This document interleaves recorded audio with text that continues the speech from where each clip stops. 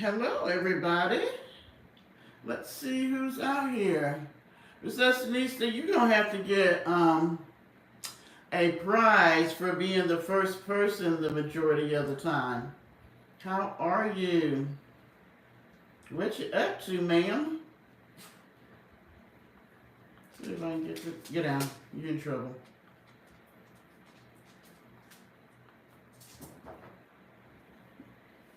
What are you doing, Parker? What you up to?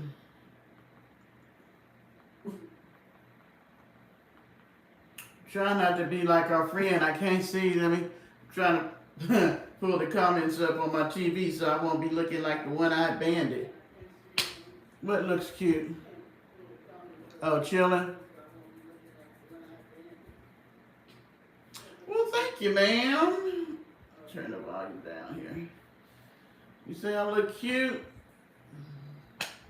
Hey, Lovecraft, how are you?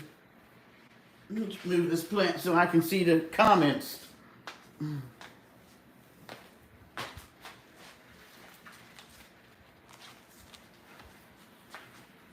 Okay, George.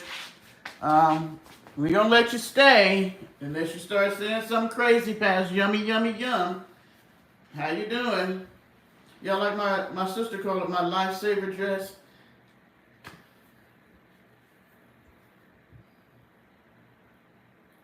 Girl, you know what? Was it yesterday? It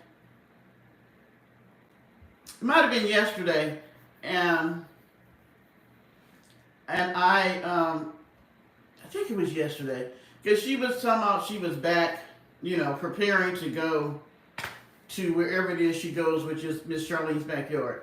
But she claimed that Charlene called her back to Can. Why would Miss Charlene need her to come in Can? That's just crazy. But anyway, that's her lie. I'm gonna let her keep her lie. And so, yeah, she went in the room after she, gorged down like a pig at a trough. And Miss Charlene was making Rice Krispie treats, so she had to have those. Then she had to critique them. But she went in that room and baby. And yes, Lovecraft, we don't get to all that. I'm just kind of opening up with a little light stuff. I cannot believe that you would go and be in someone else's home and be that nasty and messy. I mean, it was shit from the door all the way to the chair on the other side of the room that she went and sat in, and she always claims she's cleaning. But I mean, it was just stuff stacked all on the floor, all on the bed, all behind her. I was just like, so you have hoarded out this woman's bedroom. Now, she claims that she is a clean person, but over the years here, since I've watched her hoard out that nasty butt van she had treasure. She hoarded out the little tin can in courtside. She hoarded out a freaking shed behind the tin can. Now she done hoarded out the bedroom at Miss Charlene's, and she done hoarded out the new van. This woman is nothing but a hoarder and nasty. Okay, Wilma, I'm not a Grammy, so, yeah. I mean, I am a grandmother, but not yours.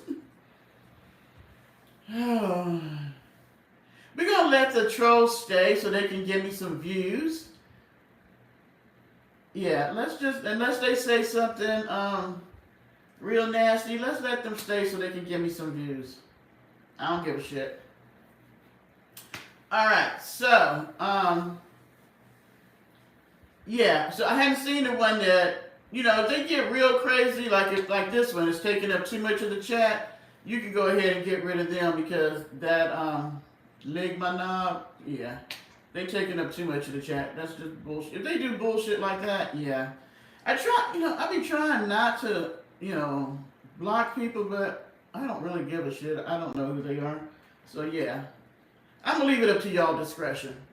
If you want to block them, block them. Yeah. If you want to block them, block them. Why are they out so late tonight? Why are they out so late?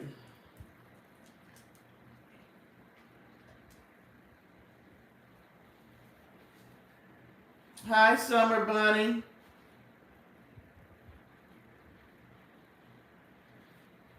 Oh, thank you. Get down. You're in trouble. So get down. So yeah.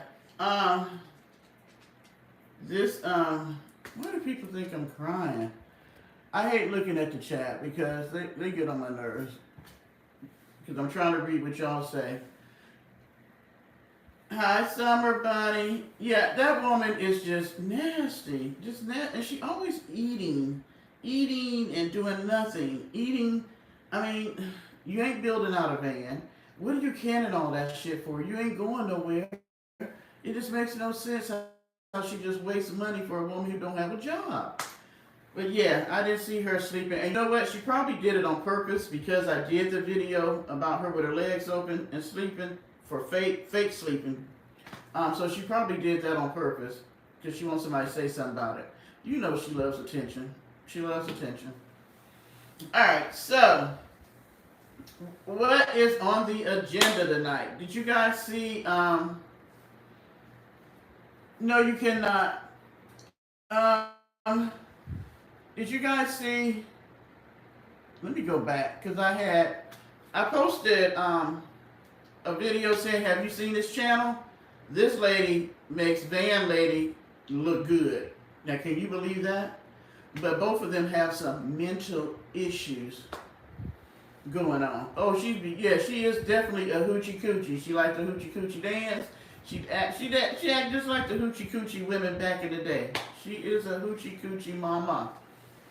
But yeah. But have y'all seen that channel? It's called, Lord, I don't forgot now. Something about gang stalking, but that lady, she is something else, something else. I've never heard of gang stalking, other than, now mind you, what made me really think about it was Knucklehead over there tried to say we was gang stalking her. So this lady talks about gang stalking, but totally different. Matter of fact, there's quite a few people out there on the internet talking about the gang stalking. Vice actually had a whole little session on it. But I digress. I just wanted to know had y'all seen her. Okay, so moving on from that, let me see what I put out there next. Oh, I was very interested, and they always talk about this oligarch. I can't even say the word oligarchy. Oh, okay, y'all know what I'm talking about. The oligarchy. The oligarchy. Where's Martin? I'm like, thank you. Who are these people? I mean, you put the name out there, who are they? So I wanted to know who exactly they were. So I posted on my community page a little list of who they say they are and what it is they are over in the United States. You know what, guys? I have been doing a bit of research and stuff, and I was going to come out here yesterday, but I was a bit mad and upset. Oh my gosh, these people are such dumbasses. Thank you. So our government is nothing but bullshit. It's a lie. All of it's a lie. All of it's bullshit. They lie all day long, both sides, Democrats and Republicans. They do that to try to keep us battling against each other so we can't see what's really going on behind the scenes. And that is that small group of people running our country and globally. Actually, there's only a small group of people that actually run the world globally. So, sorry y'all, I'm a little hot with this makeup on. So it's really surprising when you start going down the rabbit hole with this shit. It is really crazy. The whole thing with Epstein is not just the sex trafficking and him being a child molester and all that kind of stuff. It's the stuff he was doing for them in the finance world, which he was very good at moving money and making it look legal. There was a lot going on between our government, him being the middleman, and Israel. I always wondered why we were such good friends with Israel. This stuff goes real deep. And they're using Knucklehead up there as a front man because y'all know. Do you really think he's thinking up all these things on his own? His attention, hey Martin, I was just saying I needed your brain. His attention span is about that long, right? So he is not even really running the country as far as I'm concerned. They're using him as a front man and using his voice. I believe that little bald-headed man that wife went to go work for Elon Musk, I think he's the one behind him and a couple of other ones. They're the ones that's masterminding all this because you know damn well he ain't thought of some of all these tricks of the trade that they've been using when it comes to the judicial system, you know, different acts and laws and stuff that they're trying to go through. And I've been telling people, an executive order is not a law. They don't have to go by it. It's just a suggestion from the president. But yeah, so this thing is real deep. I think that they're letting him put his bullshit on top of their agenda. You know what I'm saying? We're going to let him do some of the stuff he want to do because our agenda is so much bigger. They know he's not going to last, but if they put all their people in place, when he's gone, they can still run stuff effectively the way they want to. I know people want me to talk about Knucklehead over there sleeping in her funky van and showing her ass. Okay, that's entertainment. It really is. But this shit is happening so fast and quick before our eyes. We're going to look up, and we are going to be back in the 1940s or 50s. These people are seriously tripping. I mean, seriously tripping. They have got it in their head that America was great when everybody else was suppressed, except for Anglo-Saxon white men. That's it. Did y'all see where the dipshit that they got over the military head staff put out that little tweet about how he was in agreement with Pastor Wilson? I'm sure Martin have probably heard it. Did anybody else hear that one? Lovecraft, where you at? You want to talk about the topics? I don't know if I like this little bun. I was just trying to do something a little different. I have got to stop eating. I have gained all my weight back. I am looking like a stuffed lifesaver. Or in a Skittle. I was just trying to find something to put on. Oh, okay. So did y'all see the tweet that Headstuff put out there about Pastor Wilson? Okay. If not, I'll catch you up.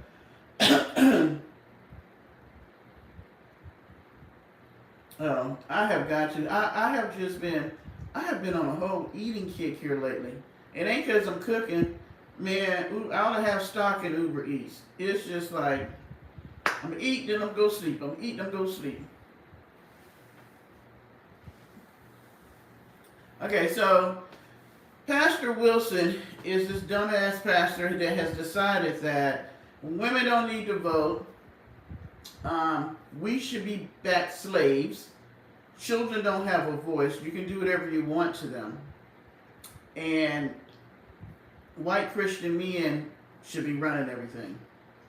So he made a whole thing during his sermon last Sunday about women should not be able to vote, that our voting rights should be taken away. I was just talking to you guys about that. Wasn't it Saturday? I think it was Saturday when I came on, and I was just talking about that. Yeah, he is a nut job. So Headstuff decides he wants to retweet what the man said. Well, I wanted to find out who this nut job was and what the deal was with him. You know, all these people that they keep surrounding themselves with, if you all hadn't seen it, all the men so far have had some type of SA charge, grape charge, pedo charge, something dealing sexually and going against somebody else's right. So Mr. Nuthead in Idaho had this guy that had been put out of another church because of the fact that he was sleeping with the children. He decides that he's going to pray over the man and says that the man has been redeemed and he doesn't have any issues anymore. So he brings him to his church and puts him into the church. Well, you know how these type of churches are. They want to get you married. so you can reproduce some more. So then they marry him off to one of the females in the church. She gets pregnant, and they have a child. And what does he do? Essays his own child, small child, under toddler age. And does this man put him out to church?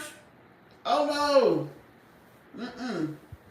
Prays over him and says that he has been redeemed and he has been forgiven because he has said that he was sorry and, repented before the Lord. I don't understand why these people. Yes, everything's going well for me. Is it Satama? Hi. There's something sick about this group of Caucasian men up in the White House. All of it is surrounded about some type of thing with some type of sexual perversity. Because if you're following a man that thinks it's okay for the men in his church to sleep with children, there's something definitely wrong with you. And I'm looking at head staff because I think he got 2 or 3 kids by 2 different women. So my thing is, sir, we know you got a drinking problem. What's up with that? Oh, speaking of drinking, I am drinking out the big water glass tonight, y'all. Why? Hey, Tashana, come get your prince because he's in trouble. So he better not say nothing to me at all. He's in trouble tonight. He's about to go. Don't start because you. So my thing is, there's something perverted about these people up there in that house. I'm not even gonna call it the White House. Oh my gosh. Do these people not? Thank you. You'll be in South Carolina on Tuesday. Do you know where at yet? Thank you. Get the hell out. I need to respect. I'm not respecting no damn pedophiles. Okay? So I wanted to talk about that. Let's see, what was next? I'm trying to go down the line because in a week they always have so much bullshit going on. Okay. So now he has moved into DC. Okay, just let me know. Little recess here in between my topics. I was supposed to be leaving in the morning. I'm supposed to be in Atlanta right now. I was supposed to be leaving in the morning going to Michigan, so I had taken time off for Monday through Tuesday. I go back to work Wednesday. Oh, thank you. They done call me Skittles and everything tonight. I like this little dress. When the girl that braids my hair gave this to me. I know it's colorful, but I am a colorful person, if y'all hadn't noticed. I like color. Y'all so sweet. So, I was supposed to be going to Michigan. I was going to go visit my sister, because I have a sister that lives up there, and they had just bought a house. Hey, Cherokee. I was thinking about you the other day, thinking I hadn't seen you. But they had some issues with this house that they just moved in. And one of the big issues is the AC has not been working. And they got, she got homeowners, these homeowner, you know how you get one of those plans? They are so full of shit. So instead of them giving them a new unit, they got this guy coming to pretty much try to redo the whole damn thing. It's still not working. So it's been extremely hot up there. And with everything going on, she's been stressed. She ain't in the right state. So I was just like, you know what? I understand. You just moved into a house. Things are happening that you hadn't anticipated. And then you're having to put money into big things like an AC unit. They've had some plumbing issues. There have been leaks in the basement. It's just been a lot of stuff for them. So I fully understand. So I was like, hey, if this isn't a good time for me to visit, just let me know. And she trying to be funny, telling me, I didn't know I had a choice. I'm like, yeah, I mean, you're my sister, but I'm not going to force myself on you. Sorry, guys. My allergies are starting to cut up here. We're rolling over into the pine cone season, the pine season. So, thank you. And the guy done been out there like 5 times, and they still, he's still talking about he need another part. So I told her, don't worry about it. I would just come at another time. So I just went ahead and canceled my flight to go up there because since my grandmother passed a few years ago, we don't really have a whole lot of family in Detroit like we used to. My grandmother passed, and my aunt passed, and I had a cousin pass. So I only have 2 first cousins and some other cousins that I don't really deal with. But 2 first cousins because my uncles, they moved out, so, and the other 2 had passed. So they don't have a whole lot of room, and I was like, I just don't feel like going up there trying to get a hotel, then rent a car, and then really who am I going to see? So I was just like, you know what, bump it, I just want to go. Yeah, these allergies will. I got Benadryl. I used to take it at night because if not, I would be asleep by now. So yeah, I decided not to go, and then I was like, well, should I work or take the time off? And I never really take time off unless I'm going somewhere. I took a lot off at the beginning of the year because y'all know I used to go back and forth to Macon, but I really hadn't taken a whole lot of time off. So right now, I don't know. I know I'm taking tomorrow off. I might go ahead and keep Monday and Tuesday off too, just depending on how I feel. Okay, so that was that. Why did I tell y'all that story? I have no freaking idea. Oh, so I figured since I have tomorrow off, I could drink my box wine out of a water glass. Yeah.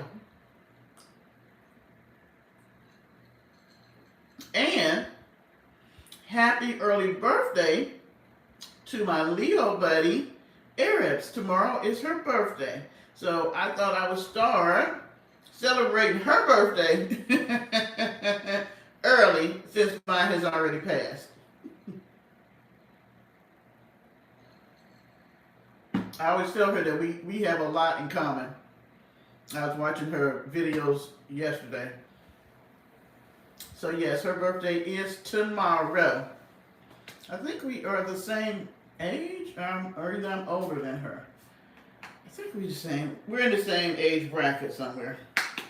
Okay. So, what do y'all think about your glorious orange leader putting the National Guard and ICE and all these people in D.C.?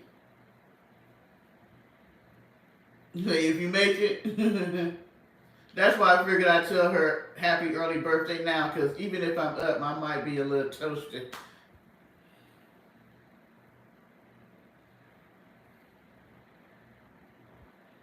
Y'all say, not your circus, not your monkey. Isn't it not my monkey? I don't know. Something like that's different. Well, this is what I say. There are a lot of cities that could use extra police officers to patrol the crime area, high crime areas, right? So why not give them more money to hire more police officers who are trained to do what they do in the high crime areas? Because he just did a bill, well, executive order, that cut funding to the police in the United States by millions of dollars. But you're sending in the National Guard to do this bullshit. It's not even about policing. It's not. It's about power and what it looks like. Now, y'all tell me this. How is it that a sex trafficker and child pedo who was given 20 years can be taken out of a maximum secure facility, put in a minimum secure facility, hey Pam, and can now do job release? She gets to leave every day to go do whatever it is she does and come back and sleep. But you have where supposedly this little young boy that just started working in D.C., who's only 19, supposedly was helping a female who was getting carjacked or something and got beat up. and you need to bring in the National Guard to get security on the city because crime is high and the people need to be locked down, and the teenagers that supposedly beat him up need to be able to go to jail like adults. But you can let a sex trafficker go, pretty much. I don't believe, I'm going to say this, I think that set up with Big Balls, you know, because that's his name. That young one that was working with Elon under Doge. Yeah, it's just ironic to me that all the people that work up there in D.C. every day, and there's crime every day, and this is his second term. I didn't see him wanting to do anything about crime when he was in there in 2016. But all of a sudden, this young 19-year-old who's not from D.C., who just got a job up there doing some bullshit that he ain't qualified for, all of a sudden is out at 2 or 3 o'clock in the morning, and he just intervenes to save a woman from being carjacked. Now, mind you, there's somebody else there with him. So there's nothing being told that the two of them was trying to help the person not be carjacked. It's just him to the rescue. So you mean to tell me that you guys decide you're going to help this person that's being harmed, and you're the only one that gets the beat down, and your friend that's there is watching you get your ass kicked and don't help? Because the picture that the friend took of him sitting on the sidewalk, all bloodied up, where was your friend at while you was getting your ass kicked? Because I'd be darned if I'm out here trying to help somebody and you see me getting the beat down and you ain't even going to help me and you my friend? Girl, y'all know they full of shit. I think of that incident just like the one where supposedly he got shot at one of his rallies. Made up. Because the only picture that we got was of him sitting on the sidewalk that the friend took. And where they were at is some type of center, like center of town in D.C. Cameras everywhere. Why have we not seen any video or any stills from the cameras that was already set up to show that he intervened on behalf of this female to help her, and then see who the teenagers are that supposedly did this?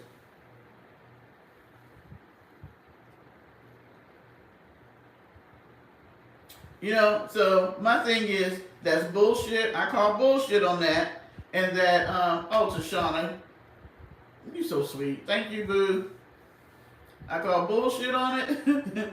And yeah, I think he just did that so that he can have a segue into doing what he wanted to do, because all of a sudden, that same night now, or early morning, it's out there on Truth Social, which is his bullshit little social media stuff. And then Elon Musk comes in and backs it up, trying to say that the boy had a brain injury from his beatdown.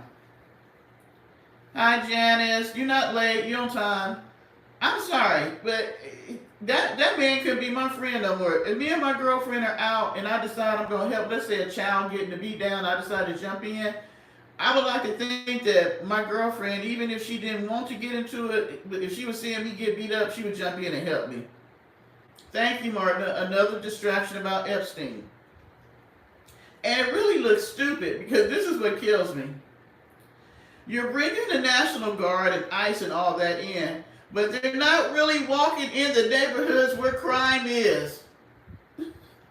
They walking in the areas where the tourists go and all this stuff like that. But how about them lower income neighborhoods where crime is and elderly are scared to come out their house because the crime is so high? Those neighborhoods are saying they ain't seen no ICE, they ain't seen no National Guard, they ain't seen none of these people, just the regular police to patrol. So why aren't they where the crime really is? Because he ain't trying to stop no crime.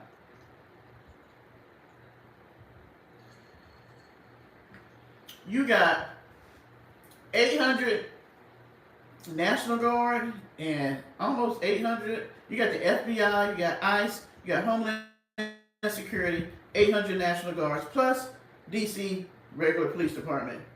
And in 2 days, you've only made 23 arrests. Hell, the police department can do that in a weekend. What? Yeah, the crime has gone down. And where the crime is, they're not there. Okay? Where most of the crime is happening, they're not in those neighborhoods. Because the people are welcoming them to come to those neighborhoods where the crime is because they would like the crime to be stopped. But you're not going there. You just want a display of people walking down the street. And I was, you know what? I was tripping. So the guy that threw the sandwich at the police officer. Now I'm not going to co-sign that. He should not have thrown a sandwich at the police officer. Okay, he should not have. But you're going to bring federal charges up on him. But the sex trafficker is down there getting, work release.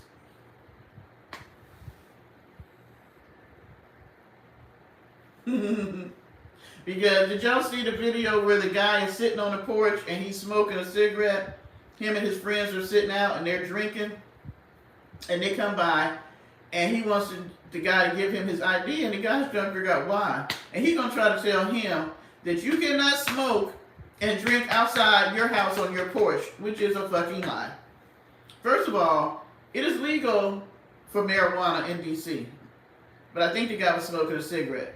And he said, why'd you say something to me? He was like, well, you're the only one smoking. It seemed like we smelled marijuana.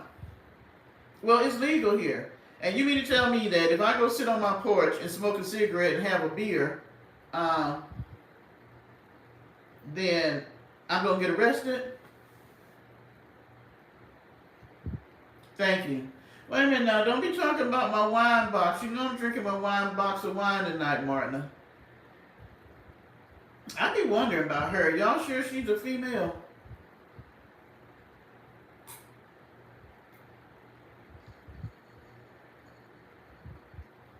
Those females underneath the orange man are only doing that because they know that their time is limited. Anytime bad built body Marjorie Greene is coming out against them and she now telling the truth about how the Republican women are being treated and shit, I was like, okay. So they know that their time is limited. He just uses them. They so busy trying to impress him. It ain't gonna work. He gonna fire her and Bondi. He sure will. And put a man in there. He sure will. But I was like, they are so full of shit. So full of shit. And you got National Guard and military all just tired of the bullshit. They're tired of them wanting them to come out, and point guns and weapons against, other Americans. They're tired of harassing the people. Like today, I seen one, yes, and she should. You know what? I started watching some of Candace stuff. I'm not going to say, I think she crazy as hell. Because Candace don't even like Candace. You know what I'm saying? She did manage to marry that rich man, though. His family got some money. Yeah, she did. She pumped out a couple of kids. So she did manage to marry quite well. But, yeah, Candace don't even know who Candace is. And so that's why she come out with the bullshit. Because I believe that if Candace didn't have that money behind her, she wouldn't say half the shit she say. But I don't understand why she got so like a dog with a bone about this woman. Why does she give a shit?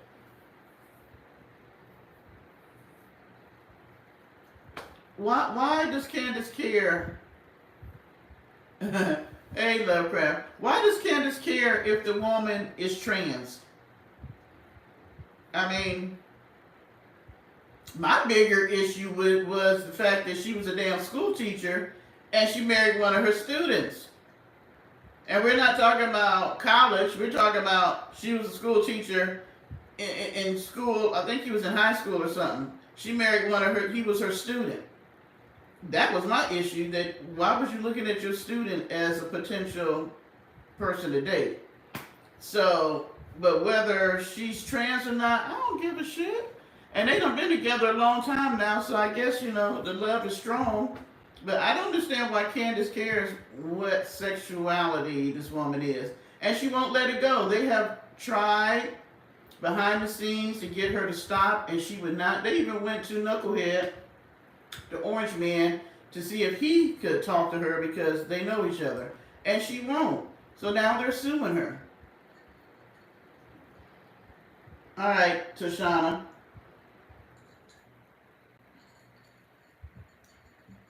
So her husband got plenty of money.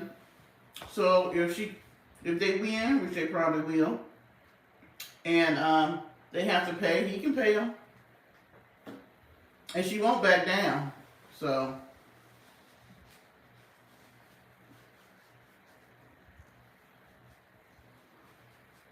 he said, "Okay, Tashana."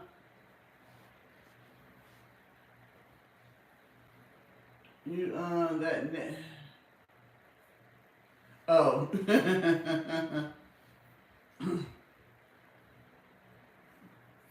So yeah, I don't know what the deal is with Candace, other than Candace, like I say, Candace don't like Candace. Candace don't even think she a black woman, so you know. Uh, what can I say? Alright, so Newsom. Love him. Love him. I don't know if Newsom into darker chocolate, but if he wasn't married, and he fine as hell. I mean, he is a nice looking man.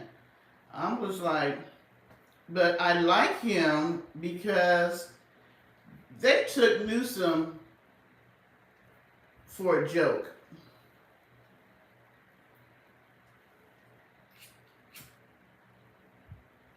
I know we're skipping all around here tonight.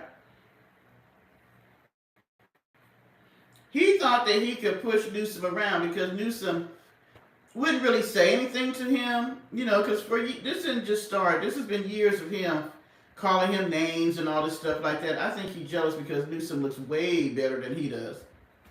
And he's in shape. But he just kept pushing. And Newsom was like, you know, I think he was just like, you know, I'm trying not to get into an argument with the guy that's supposed to be president, because he was doing this shit back when he was in office in 2016 and stuff. But this time around, Newsom is like, hell to the no. Because I took a nap today. Is it Kai Baton? Okay. We will give you a shout out and congratulations on first place at the Junior Olympics. Congratulations. Yay. Okay, so I took a nap today because I was just tired.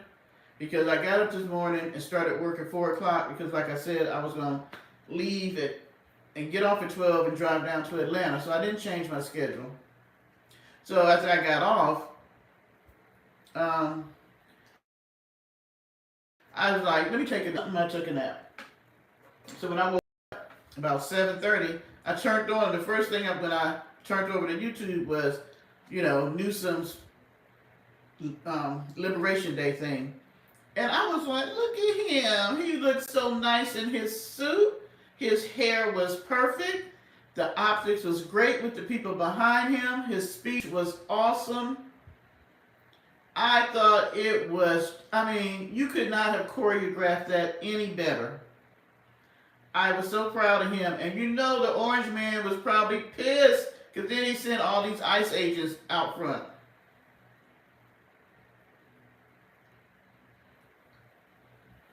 You know he was pissed. Because the optics was so great because he showed diversity. He didn't show a background of just nothing but gray-haired old Caucasian men and sprinkled in a couple of Caucasian females. And the only person that ever has color behind the orange man is Patel. And he be standing there with them cross-eyes looking all crazy like he don't know where he at. When you look behind Newsom, you can see the diversity of the state of California, plus it was a representation of the diversity in the United States, which is exactly what he said. So even with the orange man trying to have ICE agents out front, it did not take away from the message or what Newsom is standing for. And thank you, Jesus, that we got a Newsom. I'm hoping that he can rally the Democrats to get off their ass and do something. Because the majority of them are not doing a damn thing at all.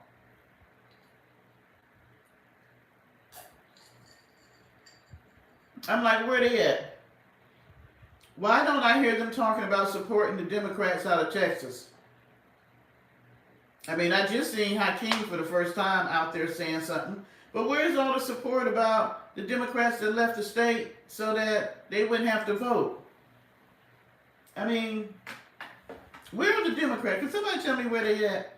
Because I don't understand. Where are they?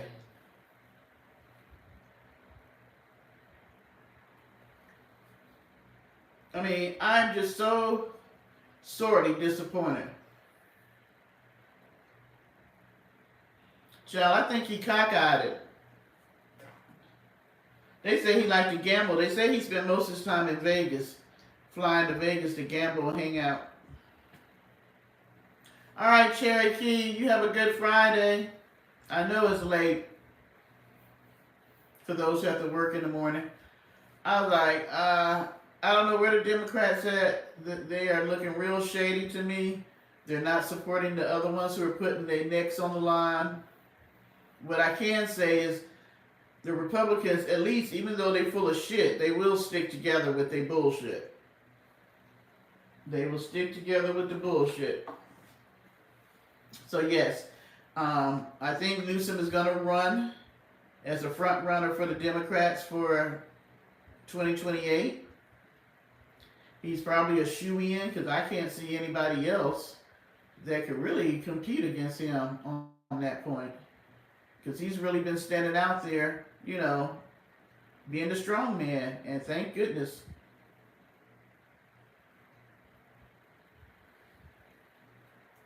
I think he cross-eyed it. Hey, I know he got my vote, and not because he's a nice-looking fella. That does help. But I think that he would be good for the country. I think that, like he said, California is like 21 states in one.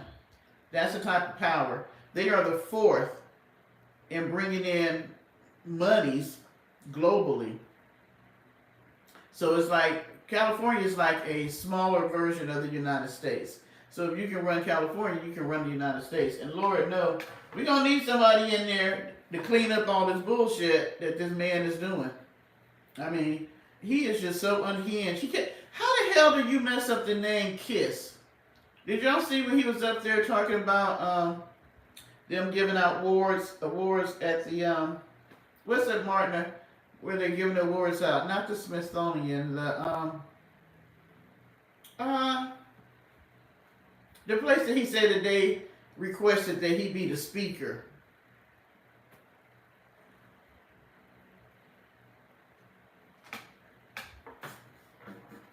Kennedy Center, there you go.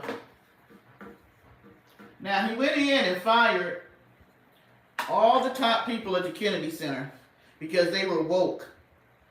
So you now have a lot of people, you know, Kennedy Center is one of those places that they book the people that's going to be performing there, you know, probably a year or two in advance.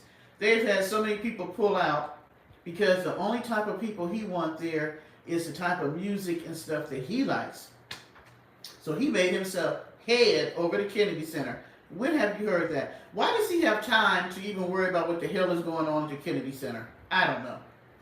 He put himself head. Then he comes out and lies and says, well, they want me to, you know, be the person that showcased the award ceremony. No, you put your own self in there.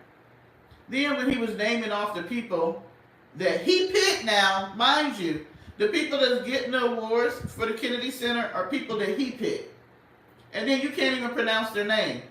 It was only 4, and Gloria Gaynor was one. At least he threw somebody in there with color.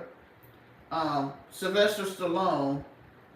I think it was a rock group. I can't think of their name. But Kiss.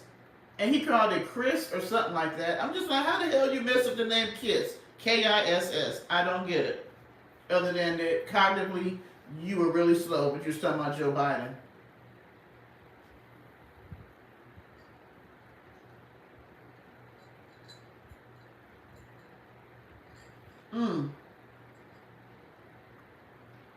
Recessionista because he is a petty, petty man. He reminds me of like middle school kids and their children. He is so fucking petty. So you don't want people to see the portrait of President Obama, because you remember when he was in there in 2016, he took it down, and then when Joe Biden came, he put it back up. So he is now taking it down and put it at the top of the stairs, so when people are doing the tour, they can't see the portrait. I don't know why he thinks in his mind that if you don't have a portrait of President Obama, people will forget that he was president. That's crazy as hell.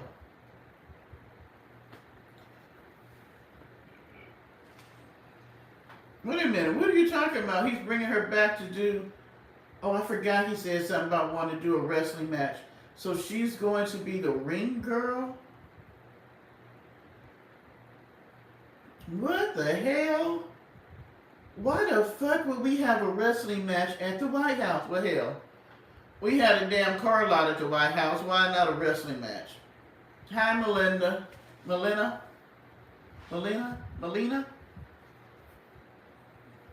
Yeah, he took out Bush. This man is so petty. It doesn't stop people for, I mean, he can't take away the history of who was president, no matter how much he wants to.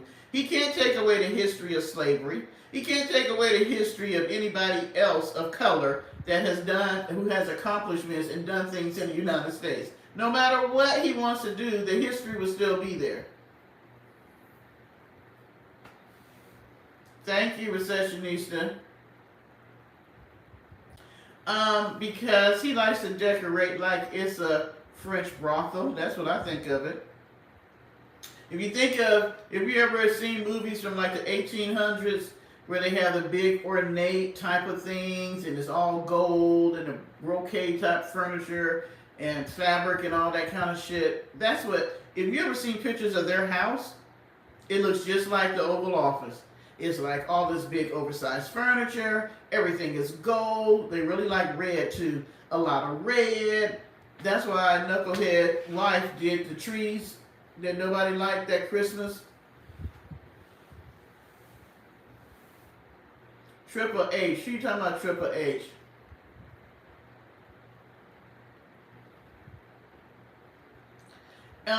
Epstein's mansion was not even as bad as the Oval Office. I thought some people with money just don't know how to decorate. They really should let somebody else do it. But yeah, he took out, they had a picture of when President Biden was there at the Oval Office, and then they had a picture at the bottom of the Oval Office now. But he says that the Oval Office was decorated horribly before he came in, and he redecorated. That, I don't know if he thinks it makes him look rich. I don't know.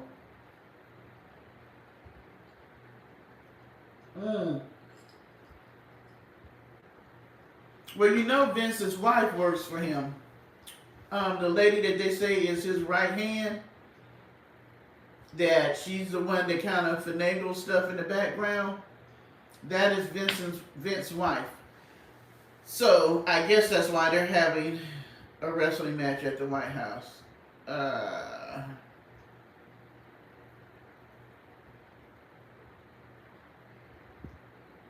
And that's what I said. It looks like a French brothel. Okay? That's what it looks like. He has no taste. Him nor his wife. Well, Vince already had, he had allegations. I'm telling you, every man that's up there that he surrounds himself with has some type of allegations when it comes to something sexual. It's crazy to me that not one man up there is a decent man. He surrounds himself with perverts because he's a pervert. And I don't give a damn what they say. All these people, and I'm starting to look side-eyed at that lawyer that the guy that used to be his lawyer, Combs. Is that not, what's the man that, I think it's Combs. Not Diddy, but the guy that was his lawyer that he sent to prison, but he got out. I'm starting to look at him side-eyed because it's now coming out even though it was out there already, the young girl who said that Orange Man had sex with her, him and Epstein, but when Epstein supposedly killed himself, they sealed the records and it never went to court because and I don't understand that. Because even if Epstein was no longer there, she brought a case up against two people, not just one. But they sealed the record, so now you can't see them at all when Epstein left here. So now it's coming back to the forefront. But the lawyer at the time is the one that's now out here talking against Orange Man. But my thing is this, you were the lawyer, you was a fix-it man back then, okay? So you fixed it for it not to come out. But you claim that you don't know anything about Epstein, you wasn't around during that time, you don't know anything about what happened, but you surely fixed that case right there so that the Orange Man wouldn't get in trouble for messing with that girl from what she said.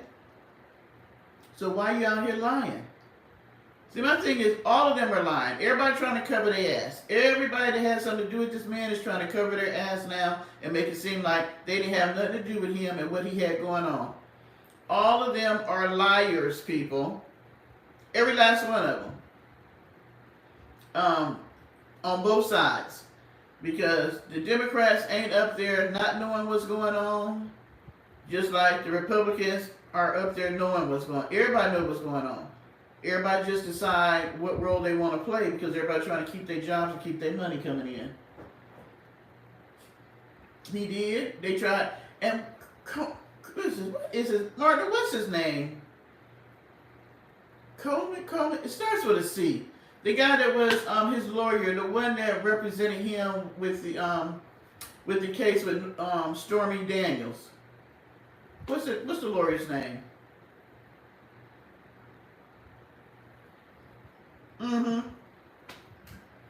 Cohen. He full of shit. You didn't mind paying Stormy off. You covered up for what went on with this young girl. And he had the nerve to say that, oh, he knows the Orange Man. He doesn't doodle. But they were selling his doodles. Yeah, he was supposed to be the fixer. So he got on YouTube saying that he knows that he does not doodle. He did not write that birthday card to Epstein. Which was a fucking lie because they showed that they were literally selling doodles from the Orange Man.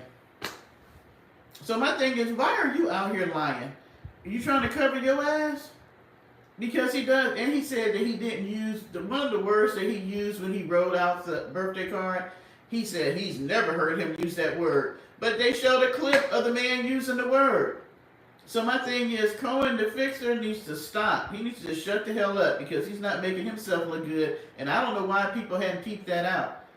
That he's backtracking and trying to cover his ass on stuff. So yes, he sent that card. I mean, how many of y'all have been friends with somebody for 10, 15 years and you just don't know nothing about what they do? I mean, you don't know nothing about their relationships. You don't know nothing about their job. You don't know nothing about their home life. I mean, come on. But y'all hang out all the time, go to each other's houses, fly on each other's planes, and all this stuff, but you don't know nothing about what they do behind closed doors? That's bullshit. That is bullshit. He knows. And Cohen also says that he knows that the Orange Man would never mess with girls under the age. I'm sorry. I'm going to have to disagree with him on that. Because why is it that this same man who hung out with a man that he even said himself, like young girls, had his own teen pageant in New York? He had a whole pageant show before he went to the Miss America and was over that. He had one just for teen girls. They were from the ages, I want to say 12 to maybe 15. And he would even take them out on a boat and have like a little celebration. But there was nobody there their freaking age. All the men were old, dusty, crusty men. Why would a 14-year-old want to hang out with a man that's 60 or 70 years old? Hell no.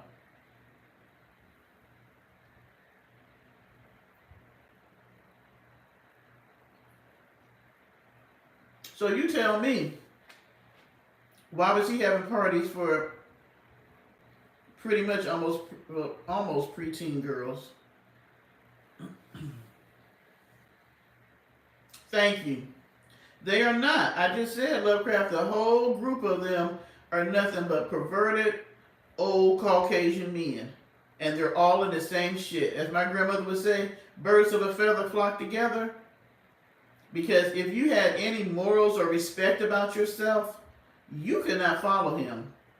They did a poll of the Republicans, and 47% of people who are Republicans said that they did not care if they found out in the Epstein files that he slept with girls underage.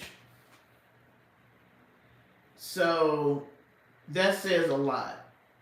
47%, that's almost half, said that they don't care if he slept with underage girls. And I keep trying to tell, I get in arguments with men all the time about that, because I keep trying to get them to see that the United States as a whole does not care about children, the elderly, or females, and definitely not LGBTQ. And if you talk to a black man about this, oh my goodness, it's the whole thing about what was done to the black man. But they don't understand what is being done to women every day, and women of color. Just by us having this conversation, there's probably been 10 women unalived and probably 20 raped or essayed just in the time we've been on here. They don't care. We die at the hands of men daily. Don't nobody care. Proven point. You sent in the National Guard to D.C. about a 19-year-old who got into somebody else's business, to be honest, and got the beat down, and supposedly his iPhone was taken. But you had a young mother walking her child to the fucking bus stop in Louisville, Kentucky, and she got gunned down, and I don't see you sending the National Guard there. But what does it matter? She was a young woman of color, and all she was doing was walking her child to the bus stop. But the only cities that you seem to think crime is in are in blue states. You ain't sending nobody to Atlanta, but Atlanta's in Georgia. You ain't sending nobody to New Orleans, but that's in Louisiana. What about Houston, Texas? And I just said Louisville, Kentucky. That is so sad. You walking your child. Can you imagine that baby watching their mother get gunned down? And she was just taking them to the bus stop? But this little 19-year-old that's Caucasian jumps his ass in the middle of some shit, supposedly, because he don't know what was going on. It could have been that she had something going on with them men. She could have stole something from them. He don't know. But supposedly, she was being harassed or whatever by these guys, and he jumps in, all he get is beat up. But you send in the National Guard, the FBI, Homeland Security, and all this shit to D.C., but in Louisville, a woman gets gunned down just walking her baby to the bus stop. Ain't shit said. Ain't shit said. Girl, Atlanta is off the chain so bad that I tell you what, have y'all seen Dr. Cornel West lately? No. Let me tell you something. I have family in Atlanta, and I told you I was supposed to drive down there today. I don't like being in the city part of Atlanta. When I go and I stay in a hotel down there, I have to stay someplace where they have security, and the parking lot is a gated facility. Because if not, your car, and it still might get stolen. You might get your car stolen when you go down there.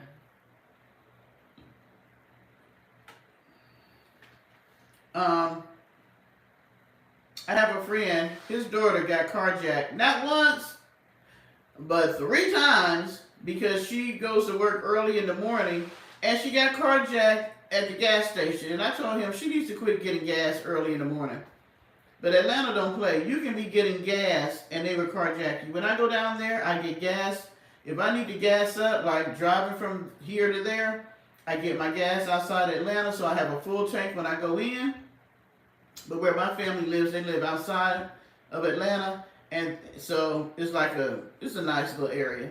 And I get my gas there, so if I have to, when I go past Atlanta, I don't have to stop. I'm like, it is crazy. Atlanta's just off the chain. And the more people, since, you know, Tyler Perry, Steve Harvey, and all these people that spend all this money buying up shit and putting stuff there, the more money that comes into the city, the more crime that you have. It is so bad in Atlanta that when I was working at the agency dealing with people who had drug addictions, they were moving from the programs in Atlanta that was giving them housing and getting them back on track for drug addiction to moving up here where they couldn't even get all the resources that they have because they were tired of getting jacked up when they were leaving out their apartments that the city gave them because it was so bad. I mean, yeah, Atlanta. But you don't see him sending the National Guard down there. I mean, just like Recessionista was saying. Okay. I mean, hold that thought. Let me feel my cup back up. Y'all hold that thought. Talk amongst yourselves till I come back.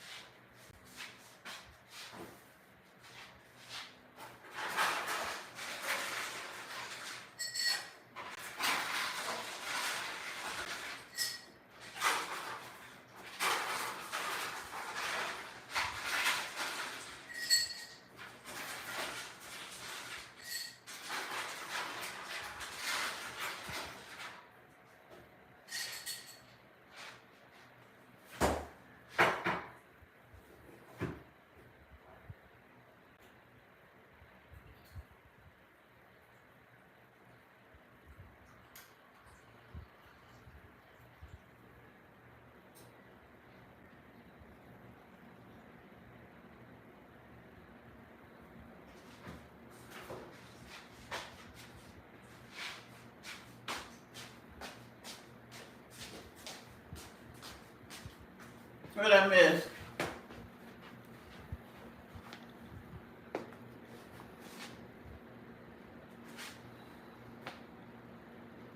Yes.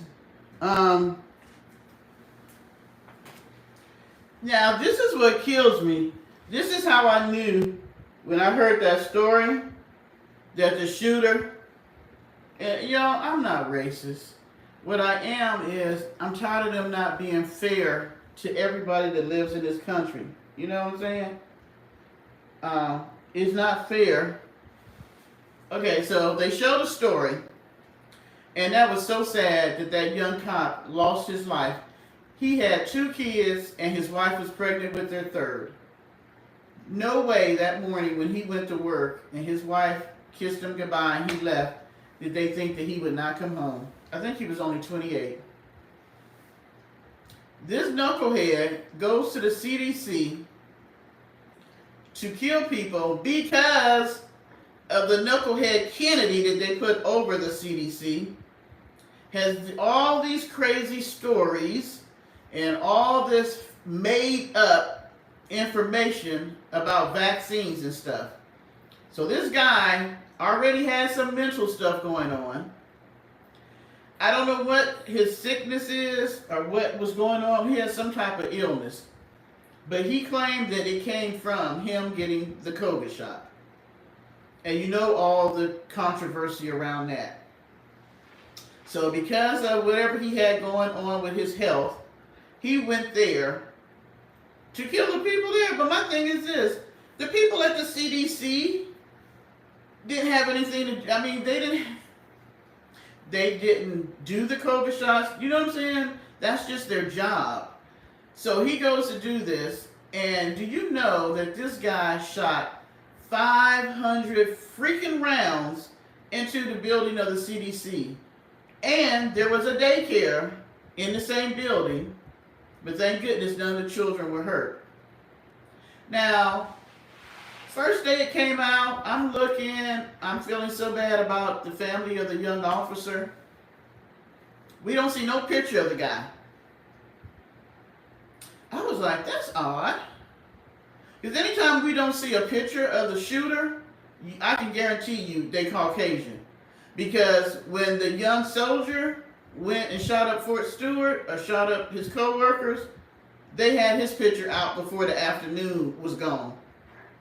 Second day, we don't see a picture of the shooter.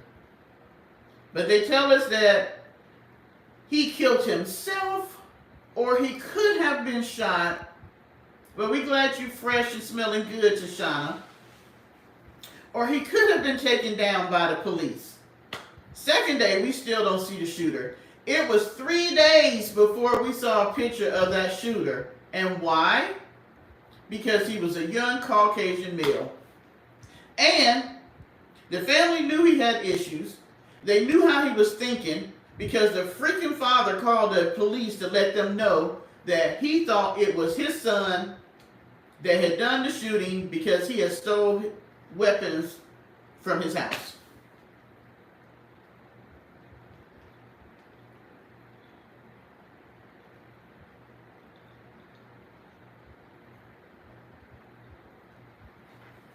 I am so sick of this. Now, you want to send two 15-year-olds to prison for beating up that little 19-year-old and blooding him up behind supposedly a cell phone. But you got these Caucasian young men out here running around, shooting up multiple people at one time, doing all kinds of crazy shit, like the man stabbing folks and the Marine, had to pull the gun out on him. But they don't get no time. They can go to court and they can get off and all this stuff. But let it be a teenager of color or a young male of color, they're going to put them underneath the jailhouse. And I'm so sick of them saying that they have mental health issues, but when somebody of color does it, they're just a thug, a criminal, stuff like that. But they always got mental health issues. Why the hell is it, and y'all know I'm in the mental health field, so why the hell is it that y'all know y'all person got mental health issues and y'all ain't trying to help them? They running around here thinking that COVID gave them whatever illness they got, but you ain't trying to do nothing about it. You're giving them access to the fact that you have, and here we go, I know the gun enthusiasts are going to get mad at me about this, but I don't understand how, if you are a gun owner and you are a responsible gun owner, why isn't your shit locked up and you're the only one with the key? Because this young man didn't even live in the house with his parents. So how is it that he had access to being able to get to the weapons that his dad had? They weren't locked up. They weren't locked up. As usual. That's always the case. They're not locked up. They're easily accessible to everybody. You know your child has a mental health issue. Why would you not lock the shit up? Because I can guarantee that was not the only day that he started talking about the fact that he was mad about the CDC and him thinking that his illness came from the COVID. I don't know. It could be that he took the shot and he had an adverse reaction and it did something to him.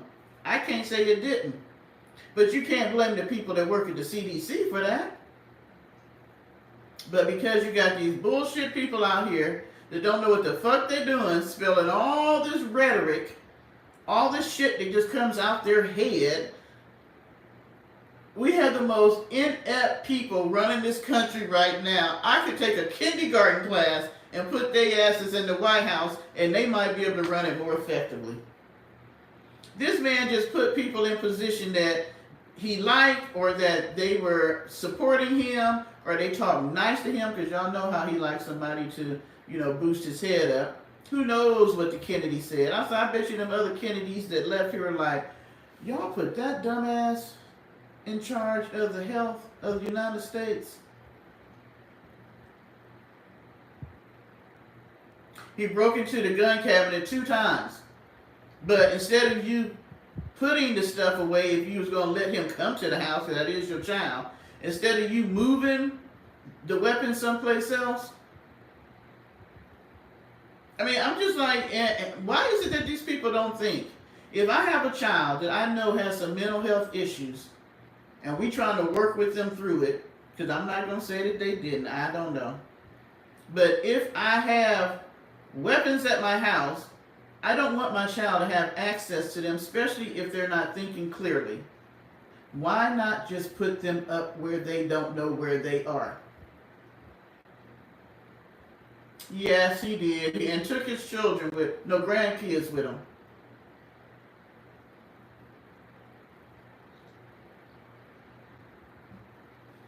I mean, these people are idiots.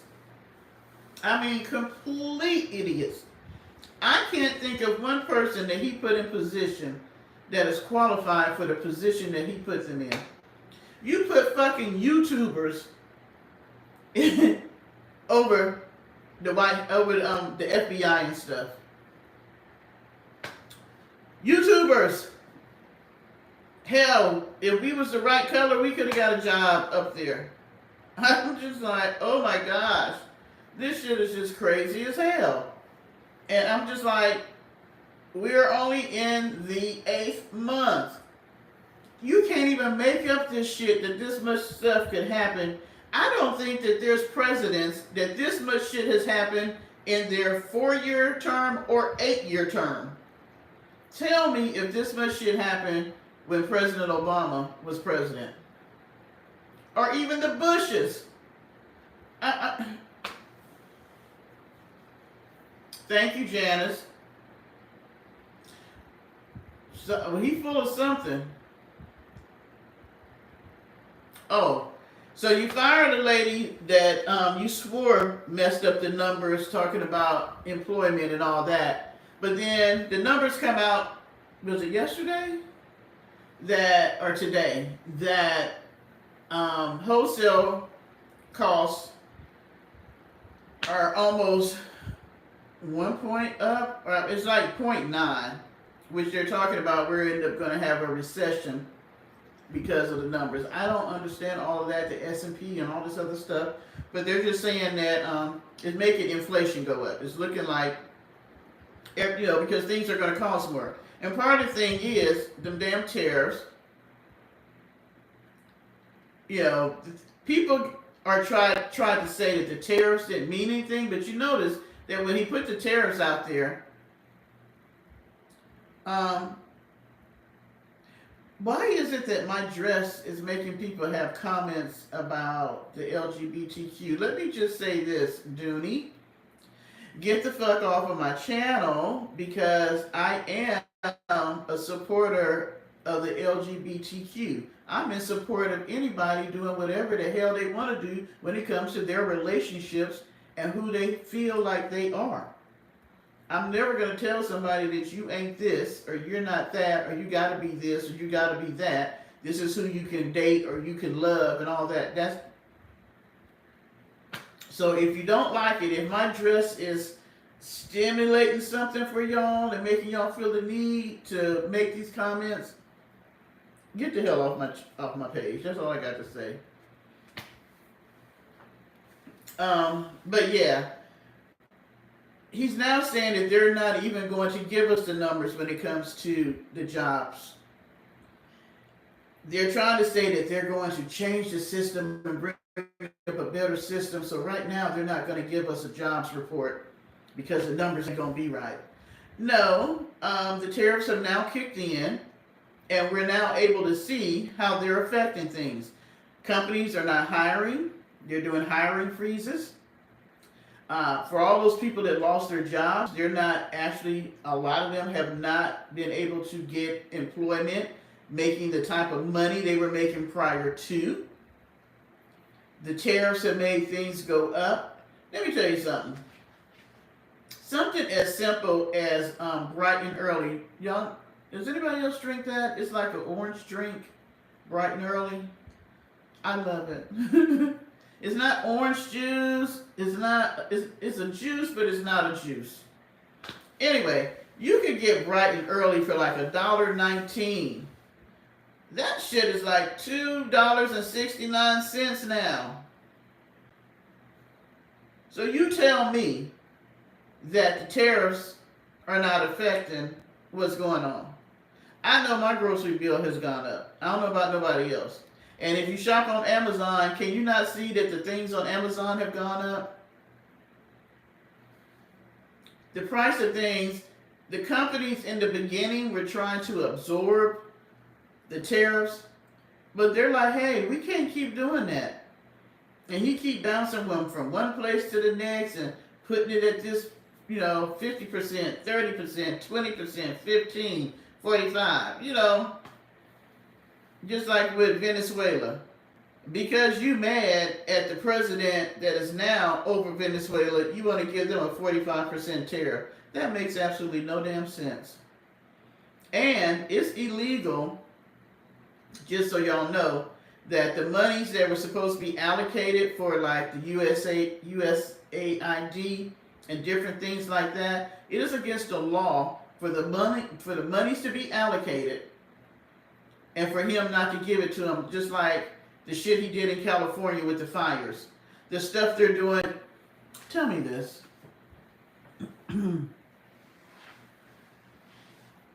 Yeah, Amazon is my people. Well, hey, see, if you don't like what the hell I'm saying, get the fuck out.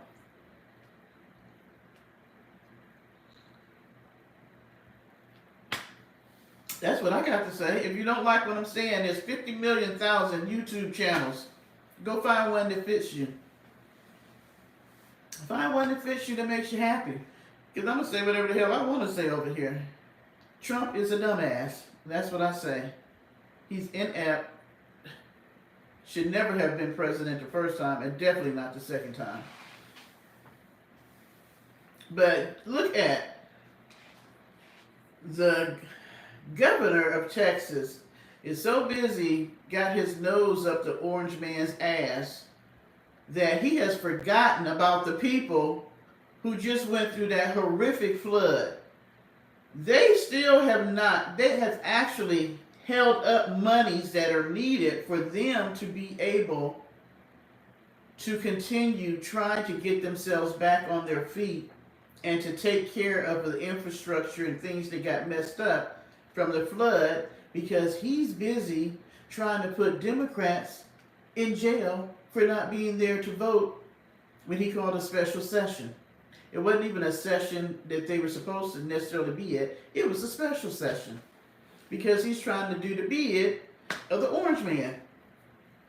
So y'all don't forget all about the people, all the little girls that y'all swore y'all was in so support of that lost their lives in that natural disaster.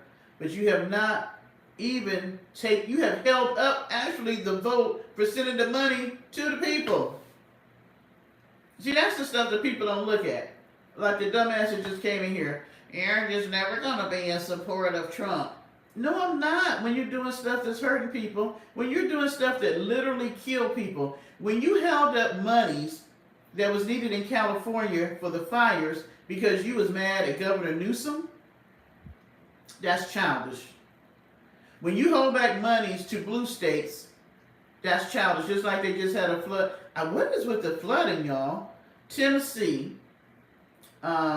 New York, what was the other one up north that was flooding? It's been like 5 different, in different places, flooding. And nobody's talking about that. Where's FEMA? We got bad weather coming. Up there by the glaciers in Alaska. What's the capital city in Alaska? Nobody's talking about the fact that FEMA is not even being talked about going to these places and helping these cities out. Martin, they hadn't even talked about putting money in to get flood sirens for that city. They still haven't gotten the monies there that they need to build the city back up. So the flood sirens are still haven't been voted on, and who knows when they might get another flood. Because we're going into hurricane, tornado season, and all that, or we're already in it. Milwaukee. So, have y'all heard about FEMA showing up to any of these places? Juno.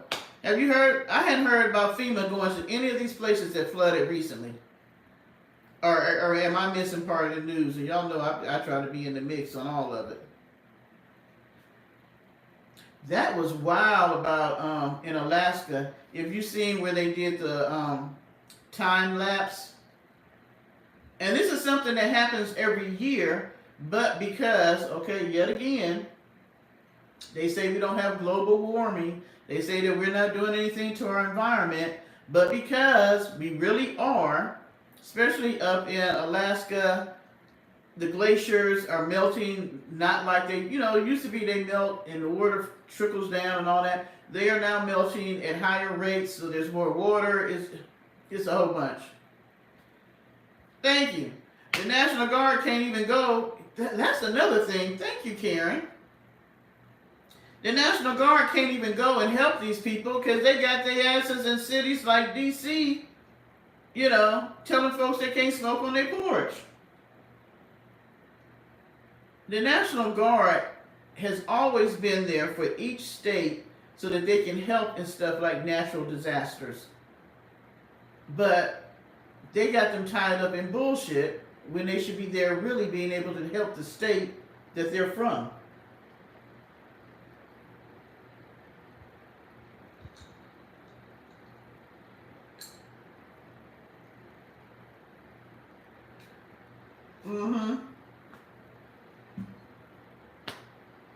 I mean, I hadn't even heard about the National Guard going to any of these places that just flooded. Hadn't heard about FEMA.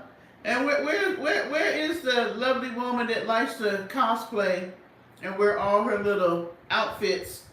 Where's she at with all the flooding? Where ma'am at? Ain't heard from her. Have not heard from her. And that's the issue. People can try to say I'm racist, which I can't be because I don't have the power. No. They can say that I don't like people that's not of my color. They can say I don't like men. They can say a whole lot of things.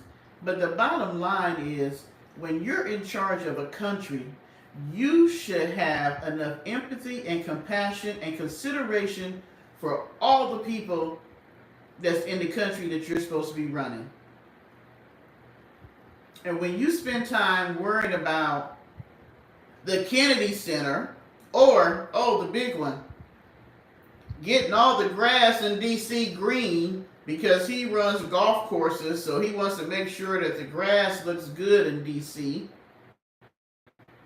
and removing all the homeless. The first place he moved them from was around the Kennedy Center because he don't want nobody to see them. So he's trying to move them out of D.C. so nobody can see the homeless, as if they're not going to be homeless. When you're spending time doing bullshit stuff like that versus letting the state or the district, because D.C. is a district, handle their business, you're president. Why are you lowering yourself to handle stuff that people are already there to handle? Oh, let's not forget the Golden Ballroom. Do you know that man has taken the whole East Wing? This ballroom is supposed to be over 5,000 square feet, y'all. Who the fuck is coming to a ball? He act like it's back in the 1800s where they're having the kings and queens. Who is coming to a ball? When was the last time? The only time I hear about them having big balls like that is when a new president come in, and then they have, nice things during the holidays, and then they usually have something when certain leaders are visiting. So how often is this ball even going to be used?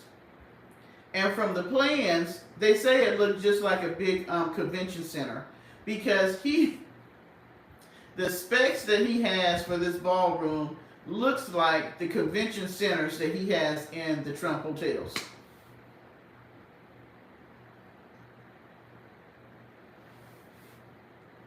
I don't get it. The East Wing is normally where the First Lady and her staff is, but seeing that his wife doesn't come to the White House. Matter of fact, what the hell is she doing this term? Can somebody tell me what the First Lady is doing? Usually the First Lady has a platform.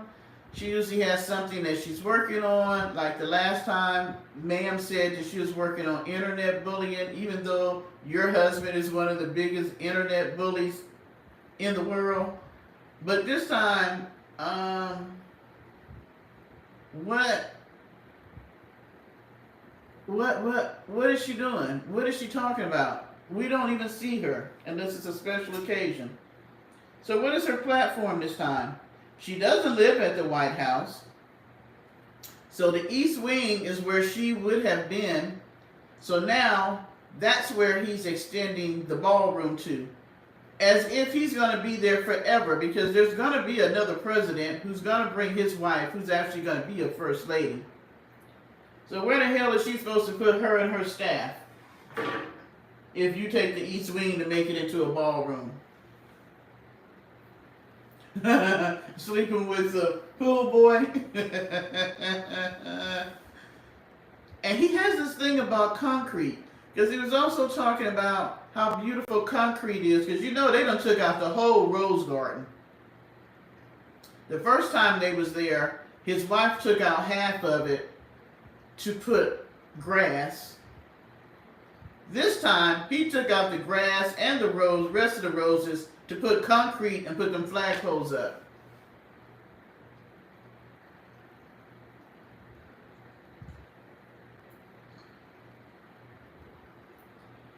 I don't think that it has a pool. I don't know. I never heard of it having a pool. That's what he's turning it into. And that's why people are saying that they don't think he's going to leave in 2028. Because he's doing too much to the White House, as if he's going to be living there forever. We've had how many presidents come through that White House?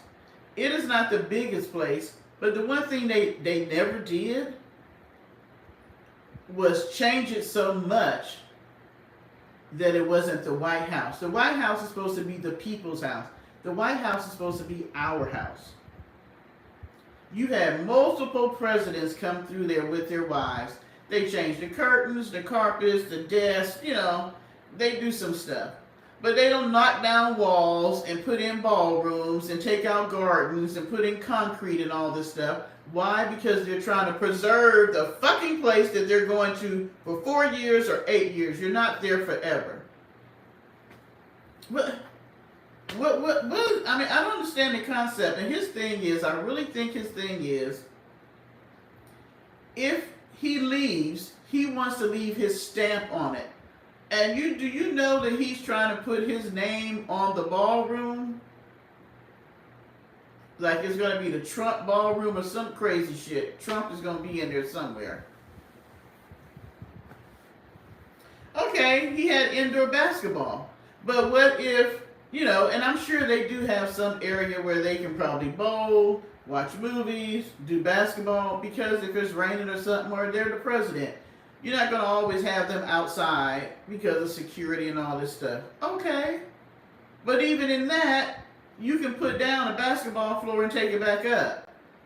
You're not knocking out a whole freaking wing to put in a ballroom, or taking out a whole garden to put some damn flags up, because he felt like there wasn't enough American flags at the White House. I mean, it's just ridiculous.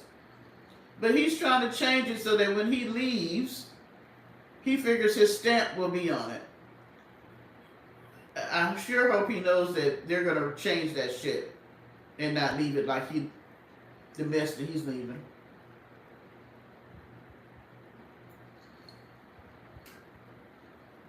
I mean, it's just crazy. Do y'all think that there's going to be another issue like it was on January 6th in 2028?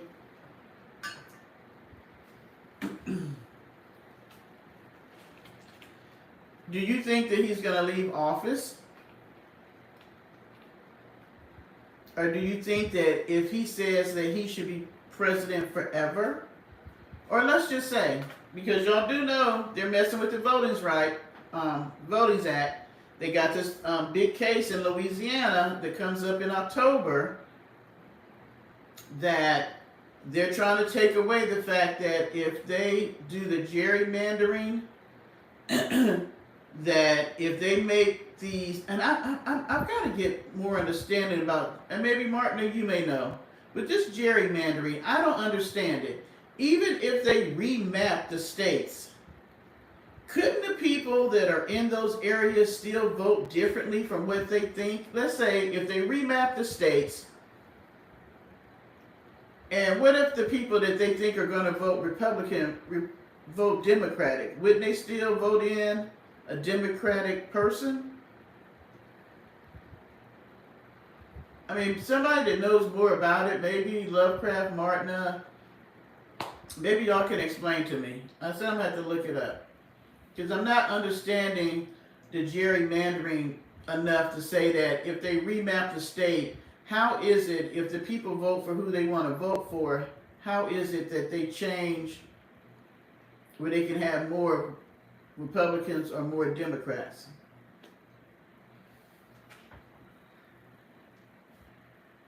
Yeah, but my thing is with the if we don't get changes in 2026 in the House of Representatives and hopefully the Senate, but definitely the House of Representatives, then we won't get him out. You do know that. You do know that he has the Supreme Court wrapped around his finger. He has the House of Representatives wrapped around his finger. And he has the Senate wrapped around his finger. The judicial system. Who's going to put him out? Because as long as he's there, all the people can continue doing what they're doing. So who's going to put him out?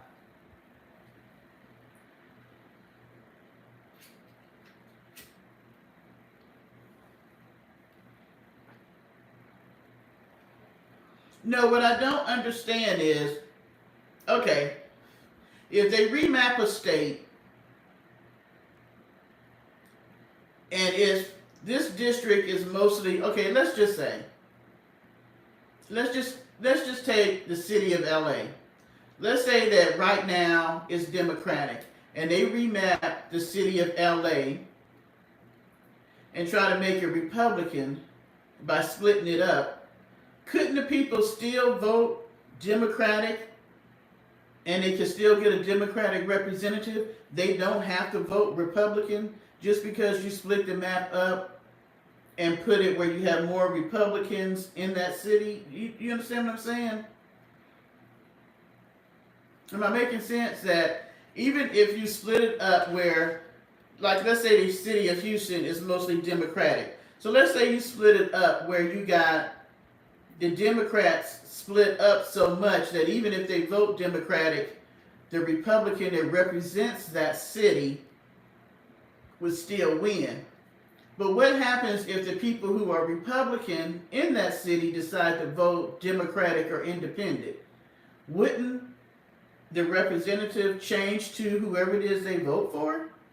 Or am I wrong about that?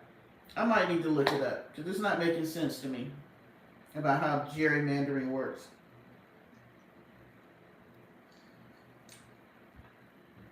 But what I do know is the case that's going before the Supreme Court from Louisiana, 1st of October, which they pushed it to the front so that they can go ahead and get a vote on it so that it can affect the midterms.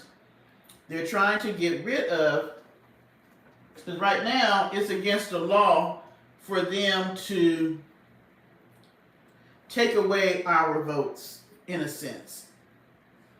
But if Louisiana is successful, then with gerrymandering, it would be okay for them to pretty much say, even though people voted for Democrats or Independent, we can still make that a Republican city or whatever the case is.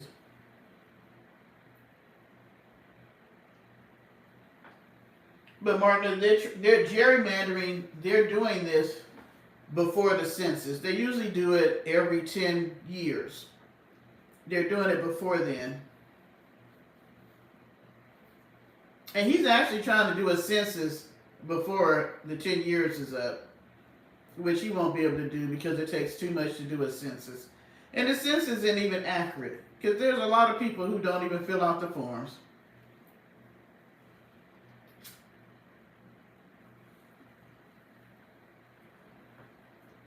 I was a census taker one year, and I tell you what, this is before you could do it online. People don't want to talk to you. They don't want to fill out the form. They don't want to tell you who's really in their house. The census is, I guess it's the best they can do in trying to find out how many people are in the United States and the racial breakdown and the gender breakdown and the age breakdown. But a lot of people do not even fill out the census.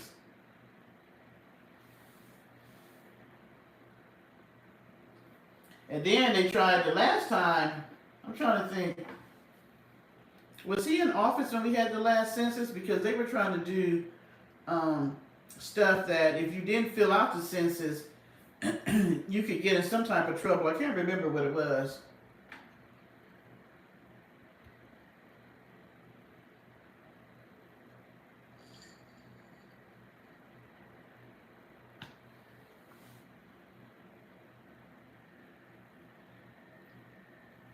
Karen, there are states, like I said earlier, why not Atlanta?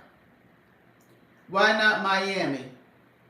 Why not New Orleans? Why not Knoxville? Houston? I'm thinking of Milwaukee. I mean, there are cities in Philadelphia. Oh my gosh. Philadelphia definitely needs that. Have y'all ever seen any of the videos that people do where they just film the streets of Philadelphia where all the drug problems are and stuff? Why is the National Guard not there? Why is he not there trying to clean up the drug problems when people who are leaving their homes, taking their children to school, going to work, or watching people shoot up in front of their apartment building? Good night, Pam.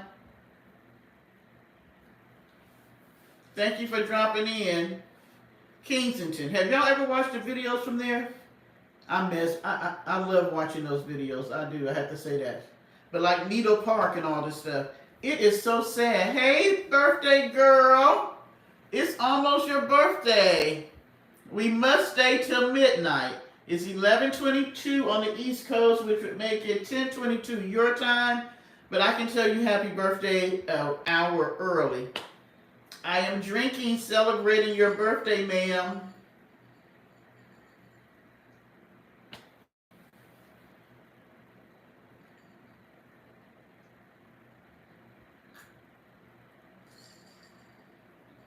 I figured I'd celebrate your birthday also.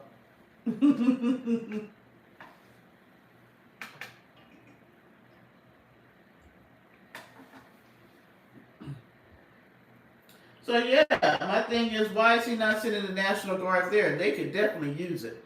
I mean, it is so sad. When you can walk down the street and see people shooting up, that is crazy to me.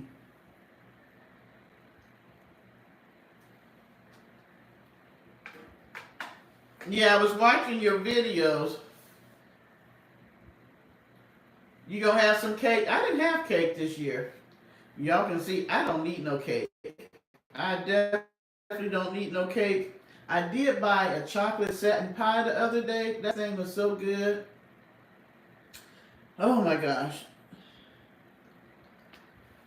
My thing is this, the places that need extra policing, he ain't doing. He just full of shit. He just full of shit.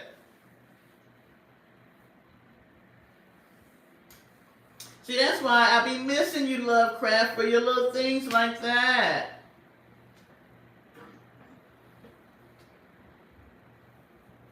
He is setting the stage for martial law and checkpoints.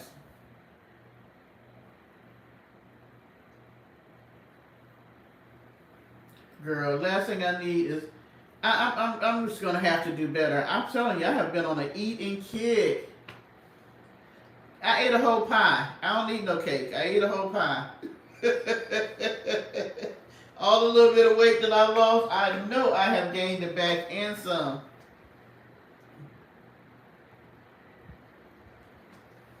So I heard you're going to a birthday party on Saturday. Tell your friend happy birthday. She's a fellow Leo. That's always good. Are you going out with your daughter tomorrow for your birthday? Or you can spend it with us. We can be live with you tomorrow for your B-Day.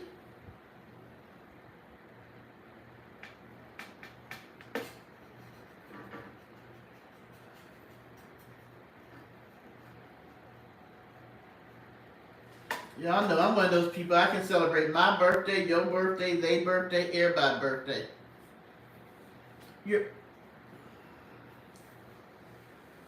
No, your brothers and Saturday, your daughter. Oh, you know what? So your brother from Kentucky is coming up? Was that who you were talking to the other night on the phone?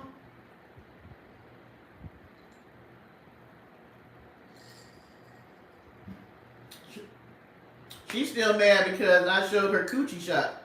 But if I hear she was showing the booty the other day, the non-existent booty. Have y'all noticed that lately she gets into those modes where she be showing cleavage and butt and stuff? I don't know what she says. She says she's fine as wine. She says that I'm fat and all this other stuff, but I'm like, babe, oh my gosh. Did y'all see the whole video where she said that, and I'm with you Arabs, I think she was drunk. She had to be drunk. At least I hope she was drunk. Because if she wasn't, when she was saying she could lick her own coochie, I was through. I was through with that video when she was putting her face down there saying that she could lick her own cooch. I'm like, ma'am. What the hell is going on here? What is going on here when you out here telling the YouTube streets you can lick your own coochie? But I want to tell her, I may be fluffy and you may not find me attractive, but guess what? Deborah ain't got to lick her own coochie because there is somebody else that would do that for her. And it's clean and it's washed. I was waiting for her to pass the hell out when she put her face in her own crouch. I'm like, who the hell does that? Who does that? But you're the holy Christian woman. I don't think you've seen me, Arabs, or Justine come out here talking about licking her own coochie and trying to put her face between her legs. Who does that?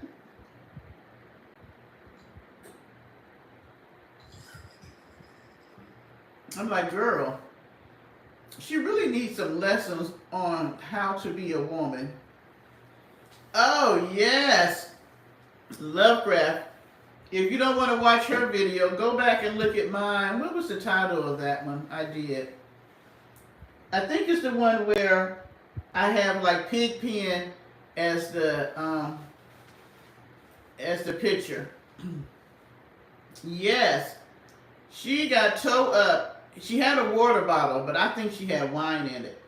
Because there's, like I said, if she wasn't drinking, that's even scarier. I'm hoping she was drinking. But she was talking about me.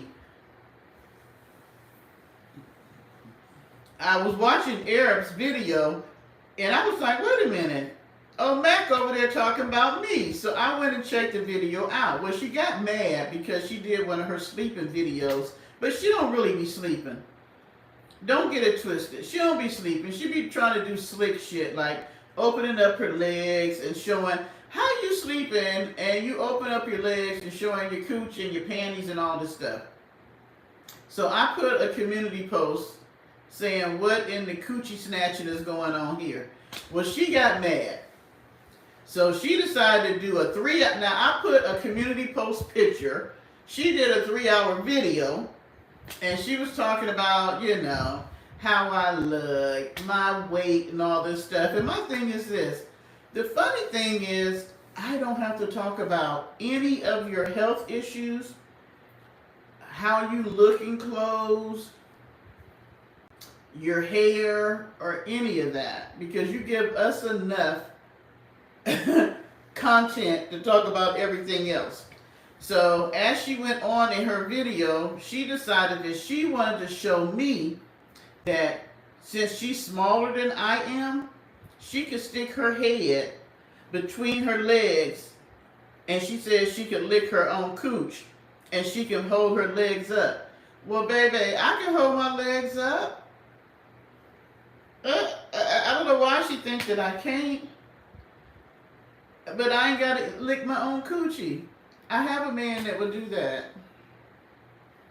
I'm like, yes, she is beyond gross and nasty, because who the fuck comes on YouTube and says that?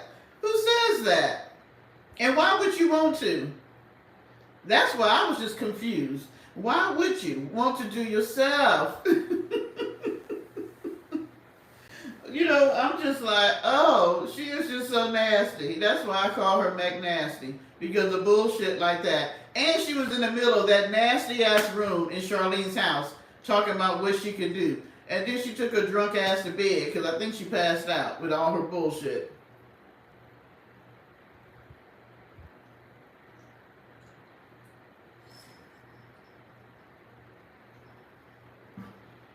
Well, see, Calvin, you're the only one.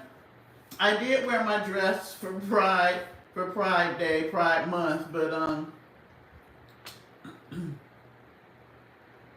yeah, Recessionista, you've been kind of good tonight. I hadn't had to put you in the doghouse. She is delusional. Girl. Arabs, did you see the bedroom? I am appalled that somebody moves into somebody else's house and that bedroom looks like the fucking shed. That bedroom is so nasty. She got shit here. She got clothes hanging from something next to the window. I mean, the whole closet is hoarded out. The whole room, when she walks in the room, is shit from the door all the way to the window. I don't understand how Charlene let her come into her perfectly fine, clean home and let her hoard the shit out. I don't understand that. I done told Martin that she can't save you, Recessionista. But thank you, Boat Saver Risk. I mean, who does that? I let you come into my home. I wouldn't, but let's just say, I let you come into my home because I wanted to help you, because you look like you needed some help from me seeing your videos on YouTube. She has now been in that woman's home, what do we say, 2, going on 3 years come this Halloween, and you have hoarded the whole damn thing out. Oh, you like the dress? Thank you, Arabs. I was telling them the girl that greased my hair gave me this dress, and I decided to make it my Pride dress when it was Pride Month, but today I just threw it on because I needed something to put on. She's been cleaning for the last month and it still looks the same. Because you know how she is. She's supposed to be throwing stuff away, but she'll fold it up and put it here or throw it on the floor there. She never really cleans. She just moves shit from one pile to the next. Oh, that's just nasty. Why are you showing your panties on YouTube? Why is she so gross, y'all? Why is she so gross?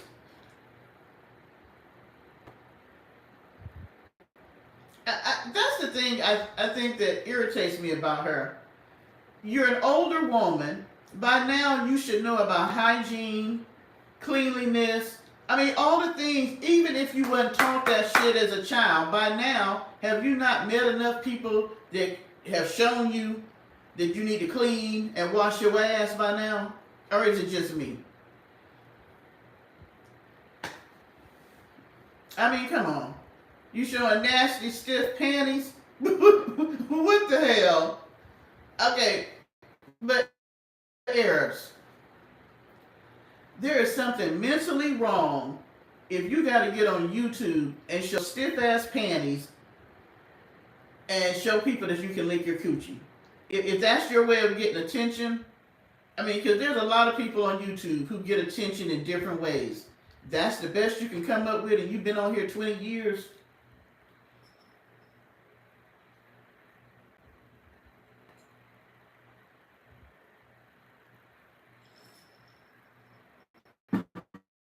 Okay, recessionista.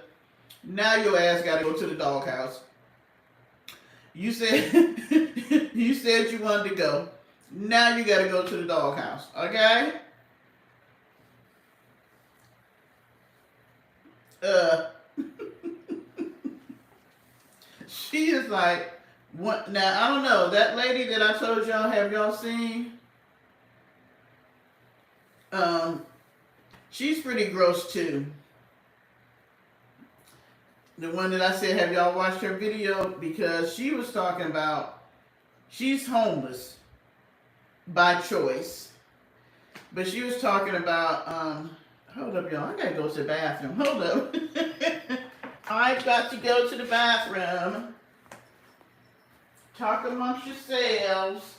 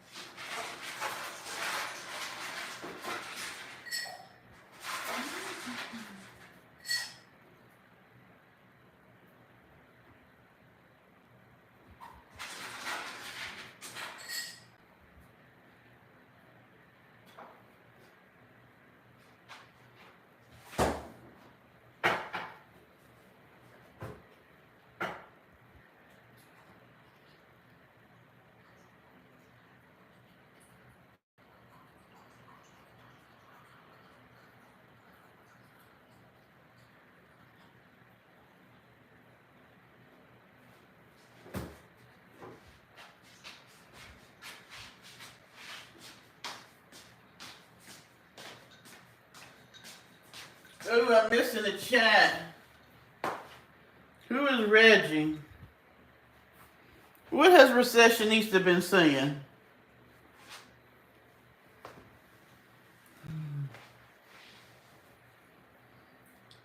Oh, don't the food she can look like dog meat? What the fuck does she be canning?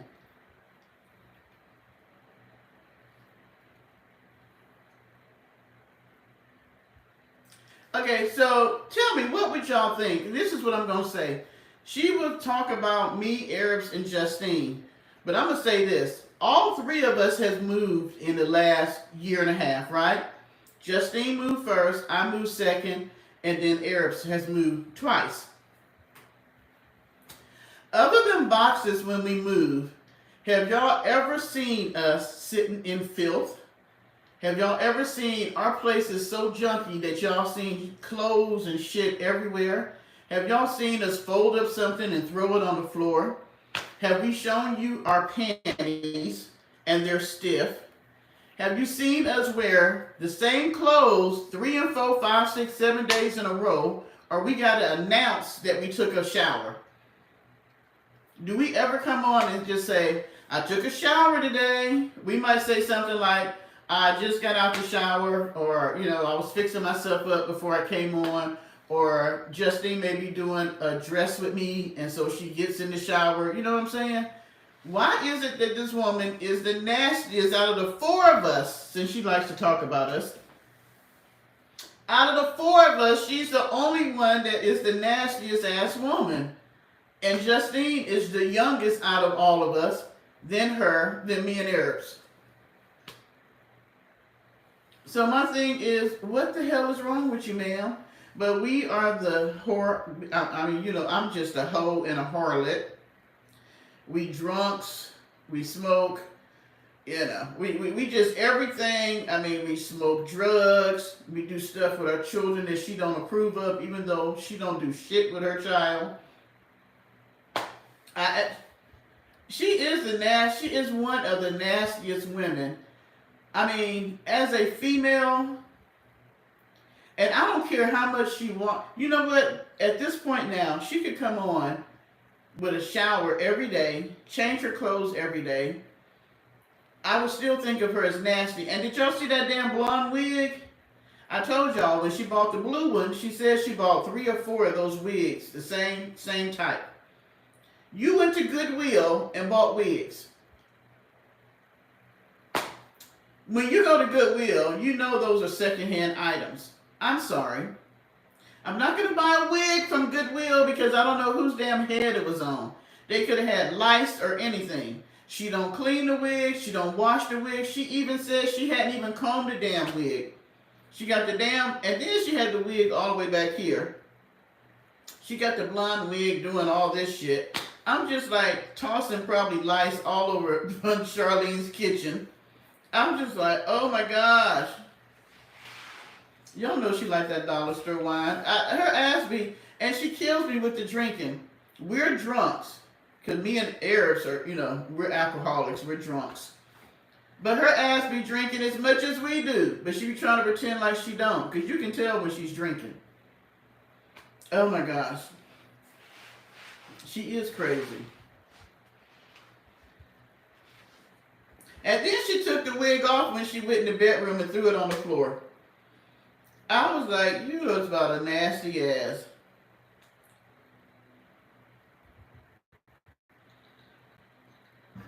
And I was thinking, when she was with men, okay, if she's this nasty by herself, when she was with men, being in relationships, was you washing your ass then? Was you having sex with men and not washing? What the hell?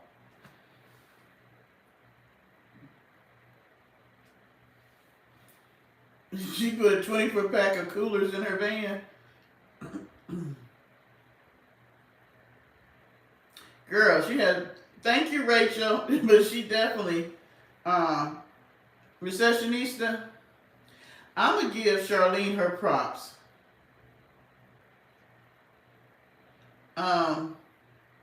Because if they're in a relationship, I'm going to give her props. I'm going to just give her a high five on that one. I'm going to give her a high five on that one. And Rachel, we talk about her for entertainment purposes, but let me say something. She will talk about us when we're not talking about her. She talks about us so that she can get people to watch her. So I feel sometimes I should talk about her back. Y'all know that most of the time, I don't talk about her.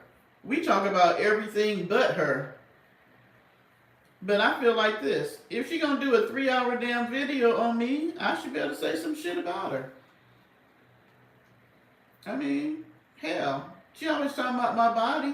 I think you like fluffy girls, Matt Nasty. I think you like the fluffy girls. That's why you be talking about me. I think you be talking about the fluffy girls. Maybe Miss Charlene don't have enough meat on her for you. Huh?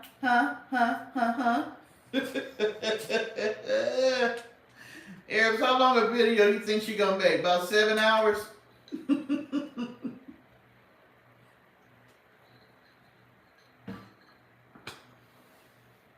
Girl, you know damn well if I open the door and that crazy ass woman, I'm gonna put Parker on her first. I'm going to put Parker on her ass first and the popo next. I might videotape it too.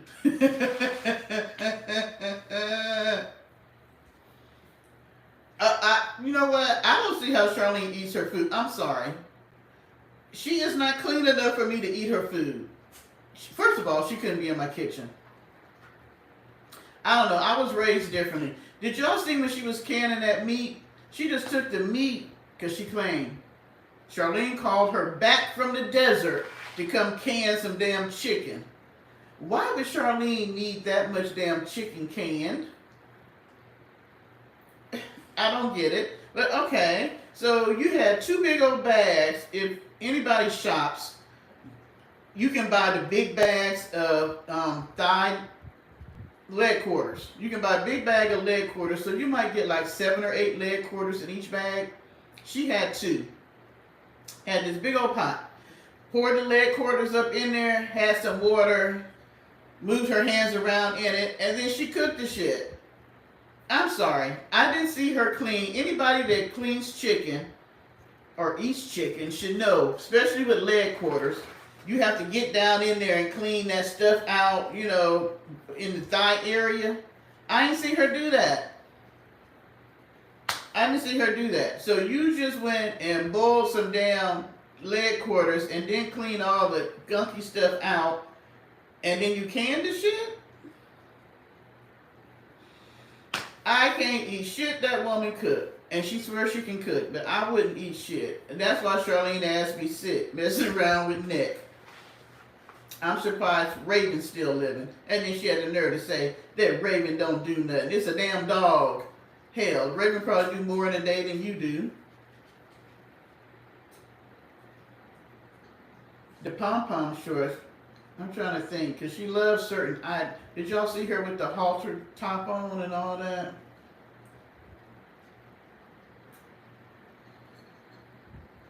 I did notice that her neck was getting back big. So, yeah. That's what I'm saying. Because if you ever clean the leg quarters, the thigh area where it goes into the little crevices, you gotta push that and clean that stuff out. It's like, I don't even know what that part is called, but it's stuff in there that you gotta clean out. If you were raised any type of way cleaning chicken, you know that you gotta clean that part out. Thank you, Karen. That's what I'm saying. Why would you get wigs from Goodwill and not wash them? You just take them and put them on your damn head. Who does that? And you wonder why you ain't got no hair up in here. Shit, who knows what's in them damn wigs?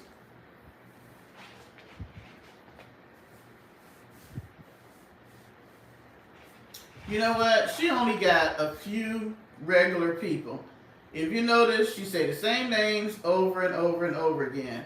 I noticed she got some new men, though. You know why she got some new men? Some new men. Okay. I'm really celebrating your birthday now, Arabs. She messing up the words even more.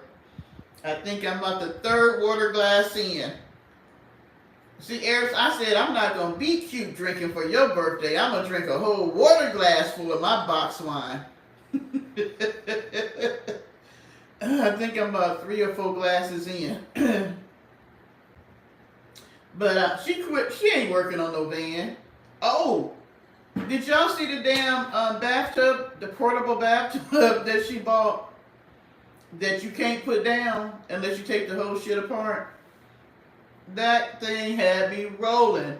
Your dumb ass bought a bathtub for the van that takes up the whole floor. And it took you putting the shit together and getting in it and realizing that you got to take it down every damn day that you take a bath. But you got to take all the shit apart because it doesn't, you know how you buy stuff and you can fold it up? That shit was funny as hell. It doesn't fold down. She got to take the whole shit apart. And then I was thinking, once it's filled with water, if you ever filled even a kiddie pool, they are heavy as hell. So now you got to push this shit all the way to the edge of the van and then tip it over so all the damn water can come out.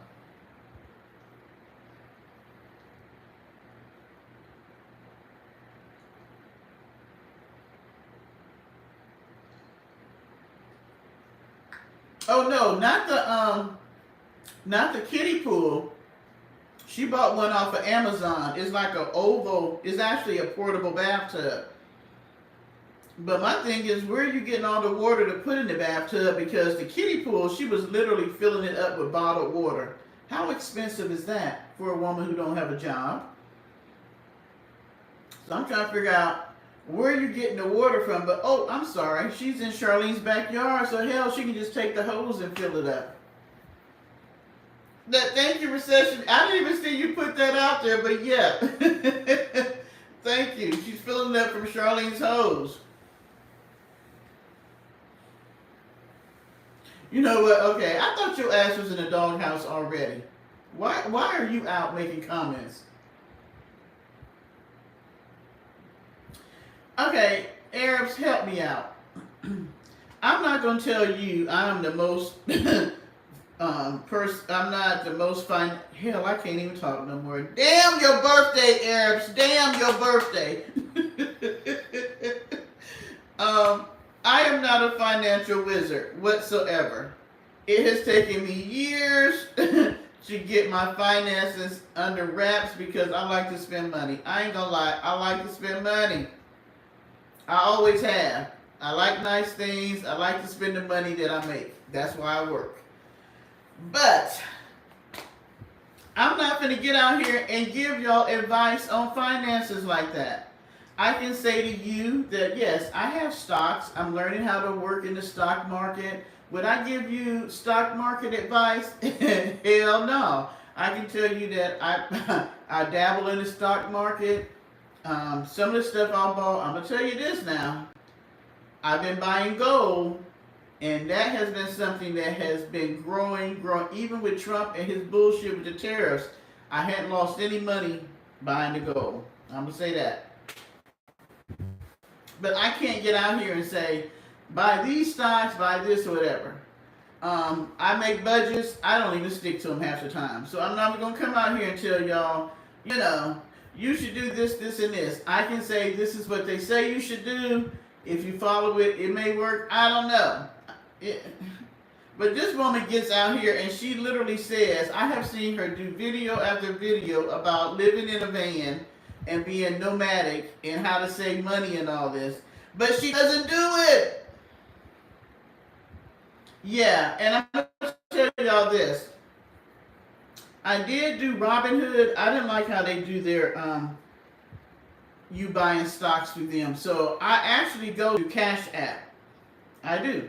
I use the Cash App stock market thing, and I've been doing this now for about 2.5, 3 years.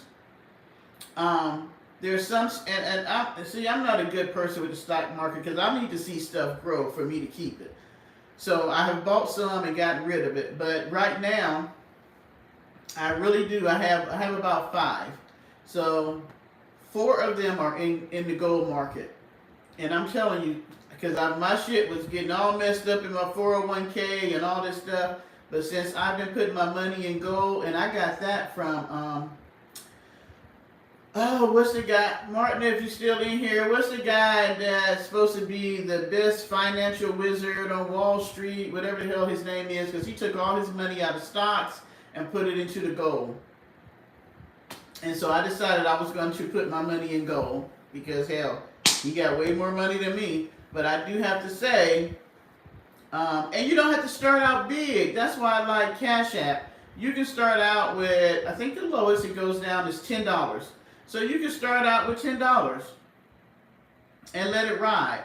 And what I do is I start out with a small amount, see how it's going, and with the ones that are growing, I put more money in. If I have some that are doing bad, I might close that one out because you can always sell out. Close it out, and I'll roll the money over into the one that's growing. So it's the same money that let's just say you decide I'm going to do $100 altogether, but I'm going to pick 4 stocks. So let's say you do Amazon. I've done Amazon, Krispy Kreme, and 2 golds. 2 in gold. Let's say Amazon is doing okay, and the 2 golds, but Krispy Kreme suck. Krispy Kreme ain't doing good. You can sell Krispy Kreme and put the money into something else because you still have only used the $100 that you put in there. But as it grows, you're making money. I'm trying to get where I get a couple of thousand into the gold market because, of course, the more money you have in there, the more return you get. and this is money that, and I'm not telling you to use money that you spend on other stuff. Let's just say you're a person that Amazon, you would think that they do really, really good. And then I look also, it would show you stocks that you should buy. It may tell you buy low, buy moderate, don't buy at all. It gives you the breakdown. And then some stocks you may like, what's the airline? Was it Blue something? Like I even did Disney Cruise or something like that. It may be that it's selling for $30, but Amazon may be selling for $269. I just look at which markets I want to be in, which ones have had, because it'll show you how much they made in a week, a month, the last year. It'll show you how much return they got in the last, I think it goes back 10 years, 5 years, last year. It'll tell you whether you should buy or hold or whatever. Just go out there and look. Just check it out. You can look and see, and you don't have to buy. You can just pretend in your head that I put $100 on a certain goal, something in gold, and then look as the week and the months go by and see how it grows. It's sort of like a 401k, except for you're doing it. And I say use money that you would use for.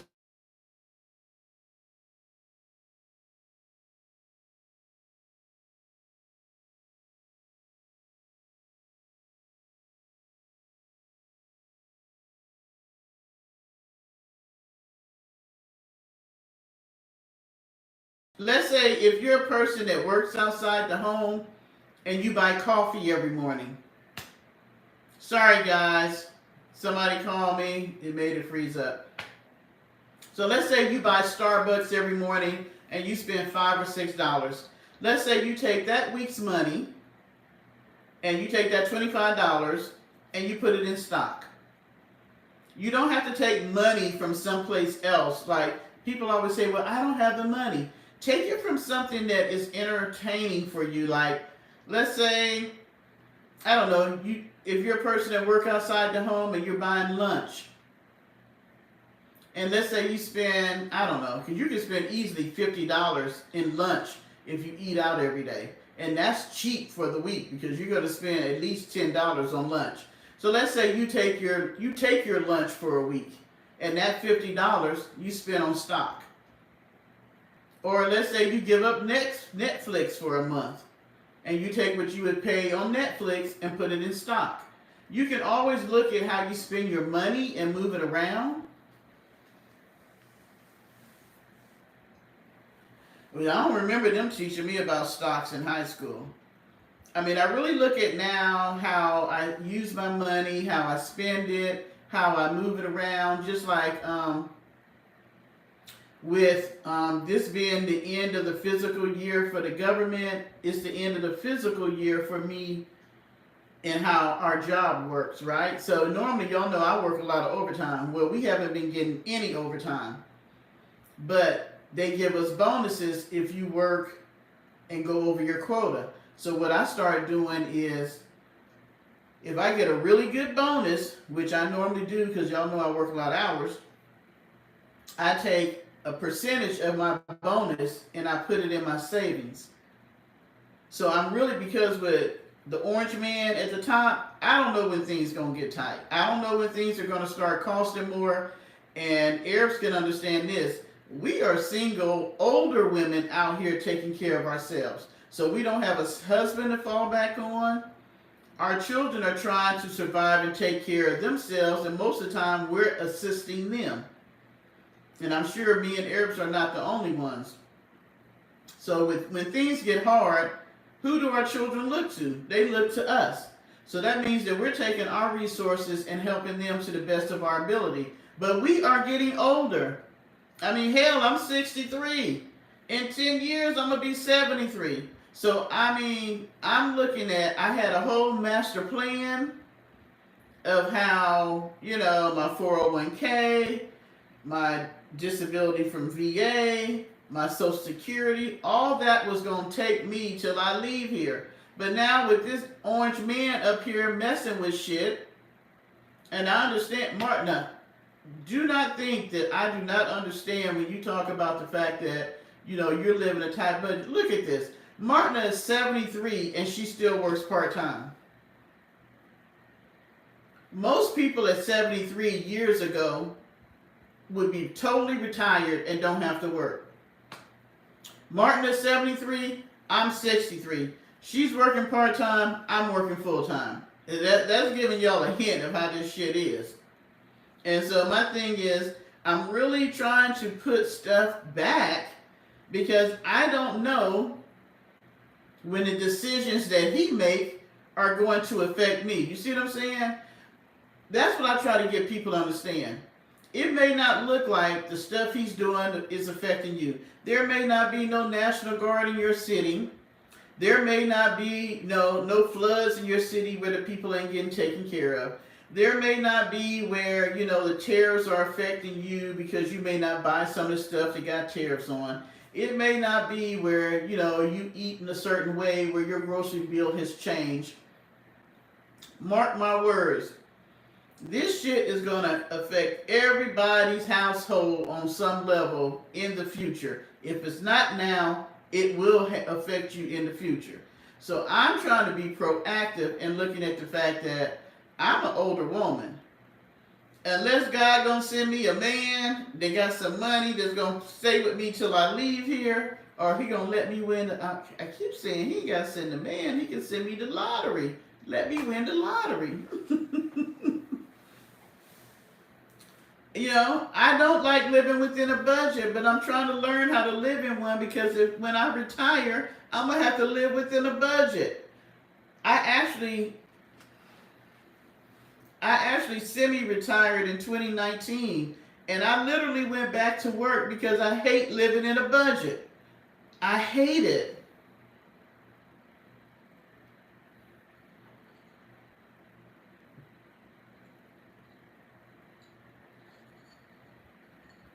And you know what, Recessionista? I used to watch a lot of the YouTubers who they consider influencers who buy the $450 perfume. They buy, the $250 pair of shoes. They buy the $1,000 watch and buy all the expensive hair care and makeup and facial cleaners and all that. I can't get with them because that's not realistic to me. I have never bought a bottle of perfume that costs $450. I don't think I ever will. I have spent money like that on things that I like or I needed. Like, I'm not going to lie. I have spent $450 on a pair of shoes. But I realized as I've gotten older, I need to change the type of shoes. In my 20s, I could wear a pair of $20 shoes. I can't wear that shit now. They hurt my feet. I can't even walk out the house in them. So, but did I need $450? No, probably not. I have spent that much on a purse. But it just depends on how my money flowing. Now I'm looking at how I spend my money. I would not spend $400. Okay, let me stop lying. I might spend $450 on a purse. I might. I don't know. It depends on how my money flowing that month. But I'm really trying to look at how I spend my money. I really am. I'm trying to look at, is it worth it? Like, to be honest, right now, I have thousands of dollars worth of purses in storage, not even in my house, in freaking storage that I'm not even carrying. So, what sense did it make? And I think the reason why I bought them was because I always said I would not buy a $450 purse unless I could put $450 in the purse and carry it, and it wouldn't be a burden to me. I mean, I have always known women who have bought expensive things. But my thing is this. If I buy something that expensive, even if I bought $450 pair of shoes, I'm not going to buy them unless I can put that same $450 in my pocket while I'm wearing the $450 pair of shoes, and it's not a burden to me. Now, if I'm wearing shoes that cost almost $500 and I can't eat, that don't make no sense. People selling them all the time on Marketplace. I love Dooney and Burke. I have a lot of Dooney and Burke. I have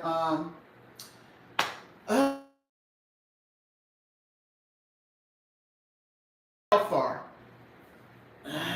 Sorry, guys. I keep having somebody call me. That's why it's freezing up. But the young black guy out of New York, his brand is Telfar. You have to be a part of. You have to like be a part of his email. Then they send out letting you know when the purses are being put out, and then you have to kind of get in there. It's crazy because you have to get in there and buy the purse. If he says let's say he say I'm putting out a baby blue purse on Wednesday at 12 noon. You got to be in there at 12 noon if you want that purse, because by 12:10 all the purses are sold. Has anybody else ever bought a Telfar purse? Hey, Paulie.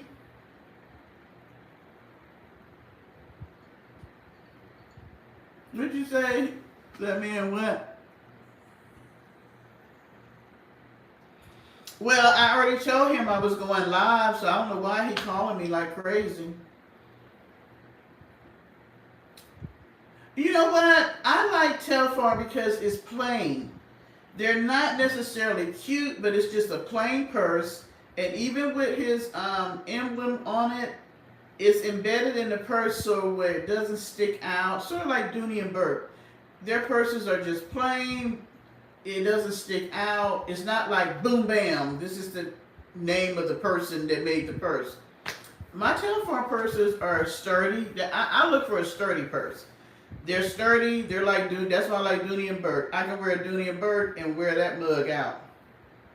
I mean, I got a Telfar bag that's lime green. That's probably, oh my gosh, that shit is so big. It's about like that. And I ain't gonna lie, that's like a $500 bag. But, you know, I haven't bought a purse in a minute. That's when I was living in the country. They do. I like a plain tote. I just go for the color. I like a plain tote that I can wear. I don't want my purse. Oh, if I'm wearing brown, I just want a brown purse that's not gonna make a bigger statement than the outfit that I'm wearing. So yeah. But that was just an example of something that I spent money on that I probably didn't need to spend money on. I'm telling you. If I had back the money that I spent on things that are so insignificant to me now, you know what? I like Coach, but Coach purses don't last. I'm a person that's hard on purses. Coach purses don't last for me. The straps break, the zippers break. That's just like Kate Spade. Kate Spade is okay. I said I was going live. I don't understand what part. I'm going live, don't you understand? Oh, Arabs. Happy birthday to ya. Happy birthday to ya. Happy birthday to ya. Happy birthday to ya. Happy birthday. Happy birthday, Arabs. Happy birthday. Happy birthday. Parker jumped up like, what is she doing? Happy birthday, my fellow Leo. I love you.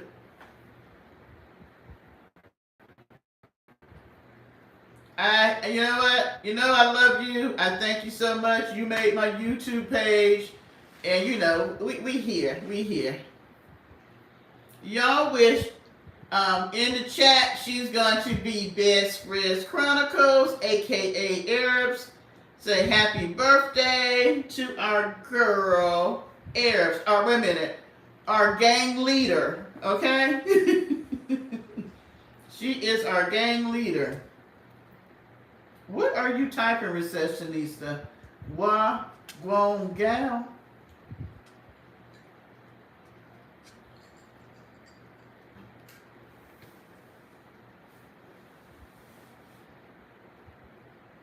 Did you ever tell me that your brother was coming up from Kentucky?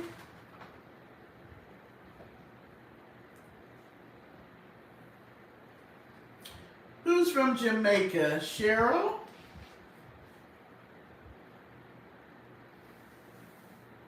Okay, who is this person with the capital bold letters? Key. What part of Jamaica are you from? And welcome. I don't remember seeing you in the chat before, Cheryl. Welcome. Oh, girl, you know I'm about toasty, so let me forget. Did I forget the toast? Are you drinking over there in Chicago? Hey, Scorpio Mama. We are toasting to, and don't you laugh. Y'all know, as our girls say, I'm about a drunk, okay? Y'all know I'm gonna drink my wine.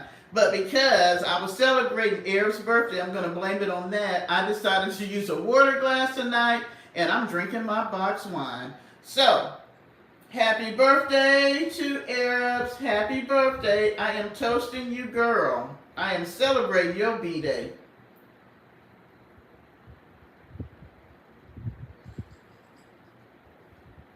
It might have been Lovecraft, but it was somebody that had big old capital block letters that I've never seen before. Scorpio Mama, I have not seen you in a minute.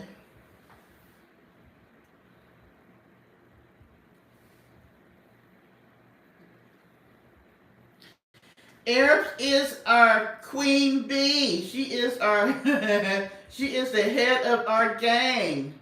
No, I'm going to say this. I am going to say this. I don't know. I cannot remember, and I'm thinking it has to be with Mac, the reason why I found Arab's page. But what I did know when I started watching her, oh, you drunk too, Scorpio Mama? Okay, me and Scorpio are drunk for your birthday. What I did notice about her channel straight off the bat was that me and her sounded so much alike. It's like the things I thought of, the things I would say, she was saying in her videos. And I was like, oh my gosh, I love her. I love her. So I would make comments in the chat. Arabs, how did we really start talking? I don't know. I know she just started encouraging me to do more videos, and then she was trying to get me to go live, and I would never go live. And when I finally went live, and then she sent a lot of you guys to my channel. I'm not sure, at this point I can't remember who, but she shouted out my channel, and a lot of you guys came over here, and that's how you ended up over here. And so I thank her so much. I am not a person that when somebody does something for me, of the fact that she even got the people so appreciative of the subscribers she sent, because you guys are awesome. She had awesome subscribers, and then you guys came over here and supported me. So, you know, I still laugh at the stuff she do. That's one of the things that I like. She has such a great sense of humor. She is straight up and honest. You know, I used to love with her and the guy across the way used to get into it. What was his name? The military guy. But Arabs is just funny. She has a lot of gifts and talents. I know one thing. If I ever go to Chicago, I want to go to her house for some lamb chops. I want to go to her house just to eat. She's a great cook. So, yes, we appreciate you so, so much. If don't nobody else say it to you for your birthday, we love you, we appreciate you, and you can be the queen of my gang and the ringleader as long as you want to be, as Matt say that you are. Maybe it was the Miss Etna thing.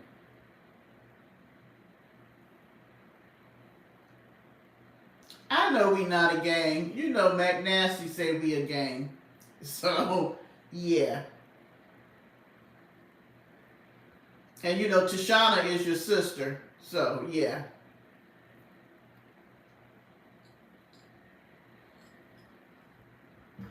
Paulie, I am so through with you.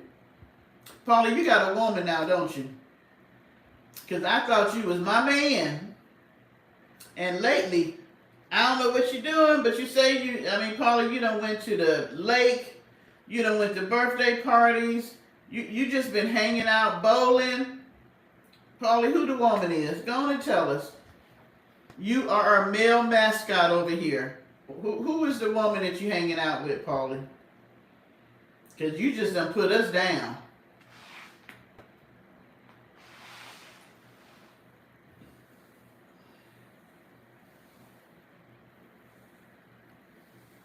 Paulie just done put us down. We be having a live. Paulie don't come in. He don't say nothing about me twerking. He out at the lake. He out doing all kinds of stuff. Oh, so Arabs, you gonna let us all move in and stay for 3 years? No, Paulie, you get no twerking. You haven't been here. You have not been here. I'm like, Paulie ain't been here for the last, 3 lives? If I couldn't depend on no other man to be in my chat, you was going to be there. And now you be everywhere but on the YouTube streets. What you up to, Paulie? Go on and tell us, Paulie. We want to know. Paulie said, recessionista say you outside and worldwide. Is that what it is? Okay. You can be a bad girl, Score. Don't be a bad girl. I think he got a lady too, Arabs. I think he just don't want to tell me.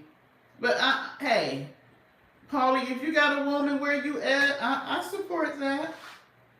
She ain't gonna be better than me, but I can support that. Go on and tell us. You claim you went to the birthday party with the ex. I don't know. You and the ex got back together? We nosy over here. We want to know. Why am I looking blurry?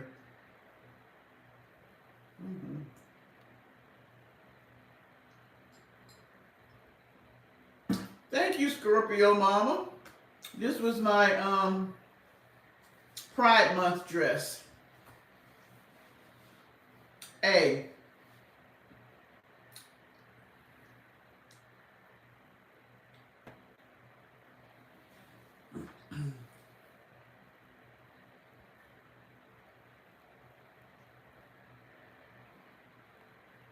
You know what? I'm not messing with Paulie no more. I ain't trying to get him in trouble with his woman. So, Arabs, how you like your new place?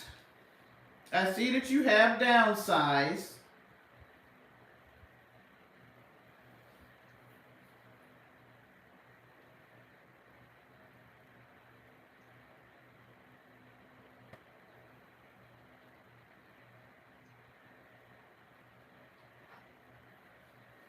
I am not working for Paulie. Paulie has not been here. So, no. You said, Scorpio Mama say I'm looking like Christmas candy. Thank you. They don't call me Skittles. I'm a big Christmas person, so I didn't think about Christmas candy. This might be the Christmas candy dress. Y'all know I'm a colorful person. Now, that's one thing, me and Arabs are a little bit different. Arabs, are you a person that like bright colors? Yes, Martina. You remember the candy that looked like a ripple, like a ribbon? It was, I think it's called ribbon candy. It looks like a ribbon. Oh, I love that candy. It's hard to find now.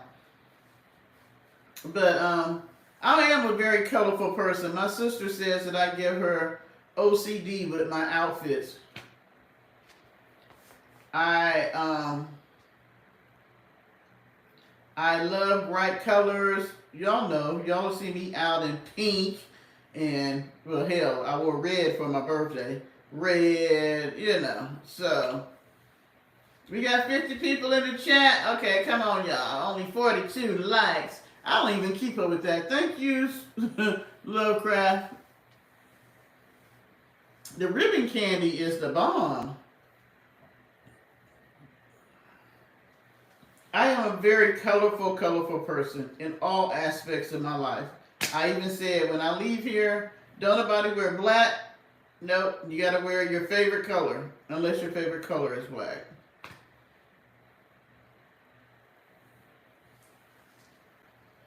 Thank you, Lovecraft.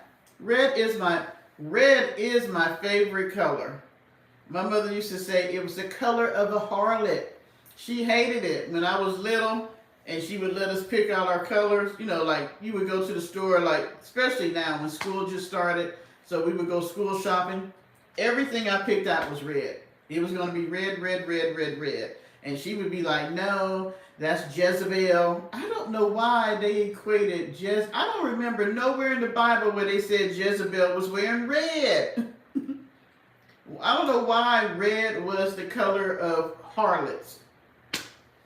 It could have easily have been purple or blue. But yeah, red is my favorite color, so I never buy purple though. But so you might see me on something like this or something with, y'all have seen me, big colors, big flowers. It just depends on how I feel. But I do know that there are people who wear, like my sister wears black. She wears a lot of black. And I like black. Thank you. A hoe is a hoe in any color, Recessionista. And I have been a hoe in any color, okay?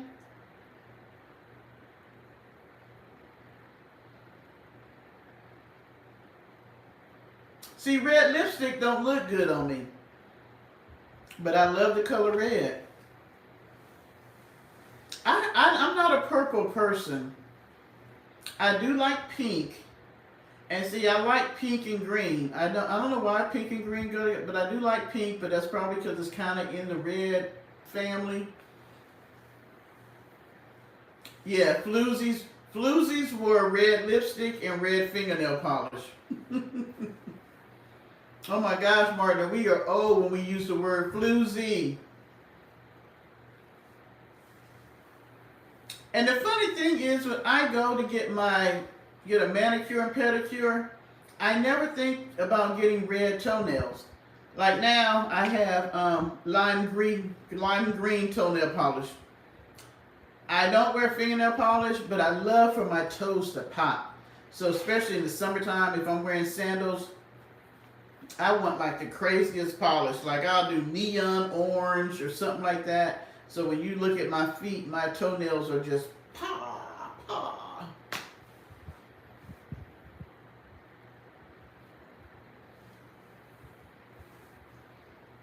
I was trying to find, and maybe somebody knows, I was trying to find a place, even if it's online, where you can find the penny candy back in the day. Do y'all remember, and this would be for Martina, Arabs, anybody from that era. Do you remember this candy they used to make that looked like a cone, but it would be like red and green and yellow, but it would look like a cone. It was hard candy and you could suck it. Martin, are you tired? All right. Thank you, boo. You have a good night. Dusty Rose. I would probably never paint my toes Dusty Rose. I like white toenails until Sean Diddy Combs messed up the white toenail polish. Well, now I don't know Scorpio Mama because like Tashana is light skinned, but I don't know if she could do yellow. I don't know if yellow. Now she could do gold, or she could do going more towards rust, but I don't know if like yellow. You know what, Polly? See, that's what I'm saying. Your ass is being nasty now. Now you over here sucking toes. Is it called Astropop? Where can you find those? And it had wax at the bottom. Yes, Tashana. Where can you find that at now? I was trying to find pink candy yesterday. Polly nasty, y'all. Don't follow Polly up. I'm joking, Lovecraft. Yes, I would love to find one of those. I'm telling y'all, Polly is nasty, nasty, nasty, nasty. Don't follow Polly up.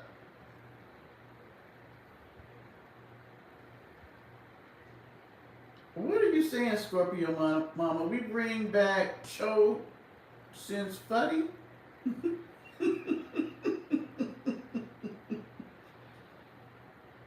Found as favoritecandy.com. Okay. And bright yellow? Well, you know what? I think I have seen you in yellow.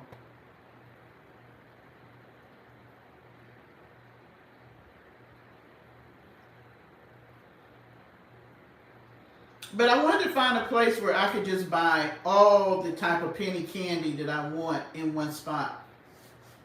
I'm going to agree with you, Arabs, that Paulie is probably a freak in the bedroom, though he does not seem like he is like that on his videos.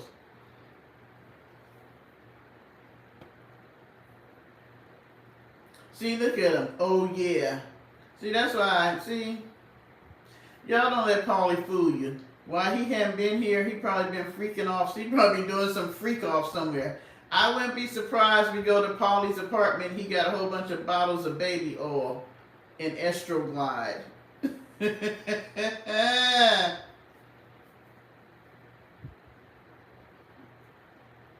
Tashana, I have a friend that drives a truck, and so I said to him, "Can I ride with you on a couple? You know, when they go out to do they run?" Because I wanted to get that experience of being in the truck, but also having sex in the back of the truck.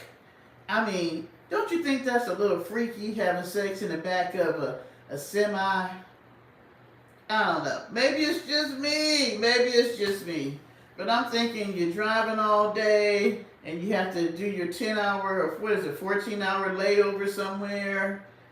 And you got the truck stop. I don't know. It's like a whole role play. You can pretend like you the lot lizard after you get out the shower. Maybe, maybe I've drank too much box wine tonight. Maybe it's, maybe it's just me. Maybe I just need to cut that conversation, ain't it?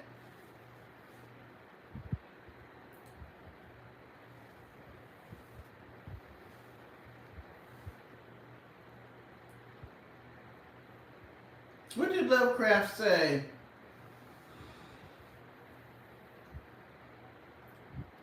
See, that's what I'm saying, Tashana. You're getting a freaky while you're unloading the truck and you waiting for them to take the load off your truck.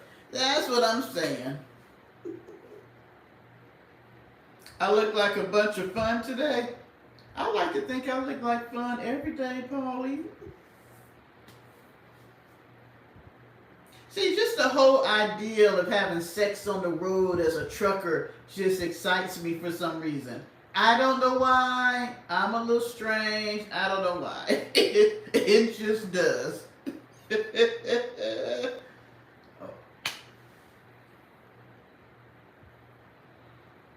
You thought women like it slow. Paulie, stop the bullshit tonight, Paulie. You know damn well women like it slow, they like it fast, they like a quickie, they like it how they feel. Sometimes you want a rough rider. You know, sometimes you just be like, cut the foreplay, let's just get to the business.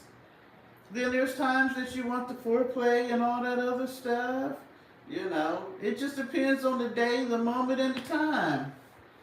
Am I right or wrong, ladies? You just have to have the right partner that can roll with you when you feel the way, however you feel.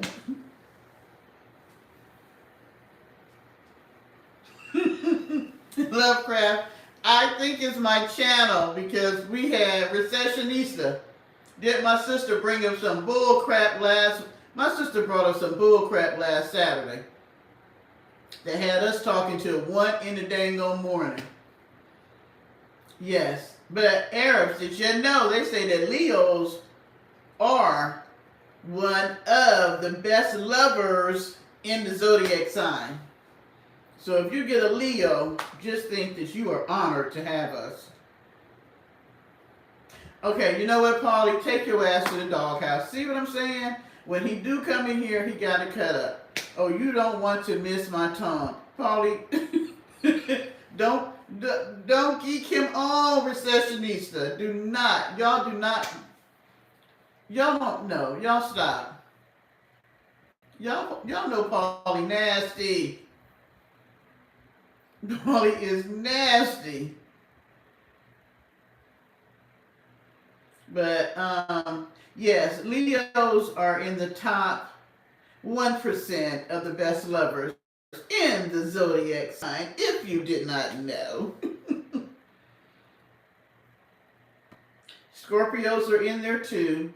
Scorpios, I think Scorpios might be freakier than Leos. Yeah, but y'all kind of freaky nasty, Scorpio mama. Y'all kind of freaky nasty.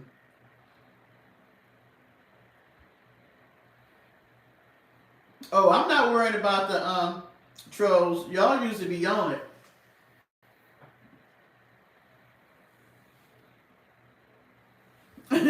Paulie turned it up for Paulie nasty. Paulie nasty. That's what. Hey, Paulie, you being extra nasty for Arab's birthday? Is that what it is?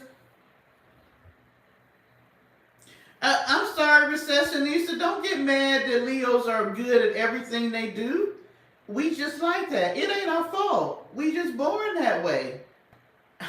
I'm sorry. I'm sorry that y'all get a little offended by the fact that Leos are superior. I don't know. I gotta pee again on that. What Scorpio say? I love a trucker smell like the gas. Okay, I can't say I like the smell of gas. I cannot say that.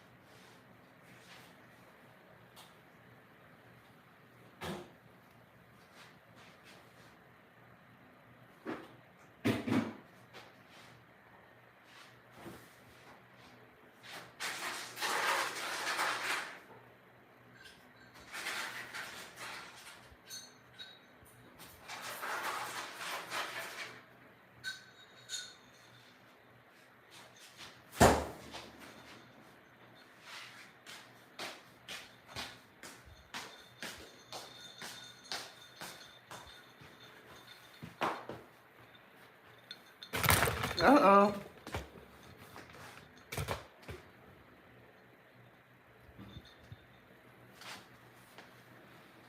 Okay, what I miss? What I miss? Oh, you got to be on point this weekend? Okay, well, I'm over drinking for you. That's what took so long. I spilled wine on the floor. I had to clean it up. I don't know how I'm still a neat drunk, but it happens. And I have overdrank for you tonight, Arabs, and I'm going to blame you. It's your birthday. I have overdrunk. I am a bit tipsy. Okay? So, happy birthday to you. And the funny thing for my birthday, I was like you. I didn't want to overdrink. And so I didn't even turn it up really for my birthday because I was so busy trying not to overdrink. I know, how the hell you be a neat drunk? You be screwing up shit after you start drinking because you spilling stuff, but you got to take the time out to clean it up. That's crazy as hell. I had something I wanted to say to the young ladies. I cannot think of it now. Oh, I do want to say this. I think and I'm not sure how old everybody is, but I think Martina is probably the oldest female that's in the chat most of the time. And then I think it's me and Arabs is next. I'm going to say this, ladies. If you have seen the picture of Martina on her little, emoji thing, and then y'all get to see how me and Arabs look. It don't matter your size, it don't matter your height, it don't matter your skin color, it don't even matter your age. If you are secure in who you are as a woman, you're a sexy woman. Me and Arabs are extremely sexy older women. And it don't matter what nobody else say because as Leos, we believe this more than anybody else. So, I don't be caring what people say about me because I still think I'm sexy. I don't know what eyes I be looking through, but when I see myself, I be like, I'm sexy. Janice, are you 73?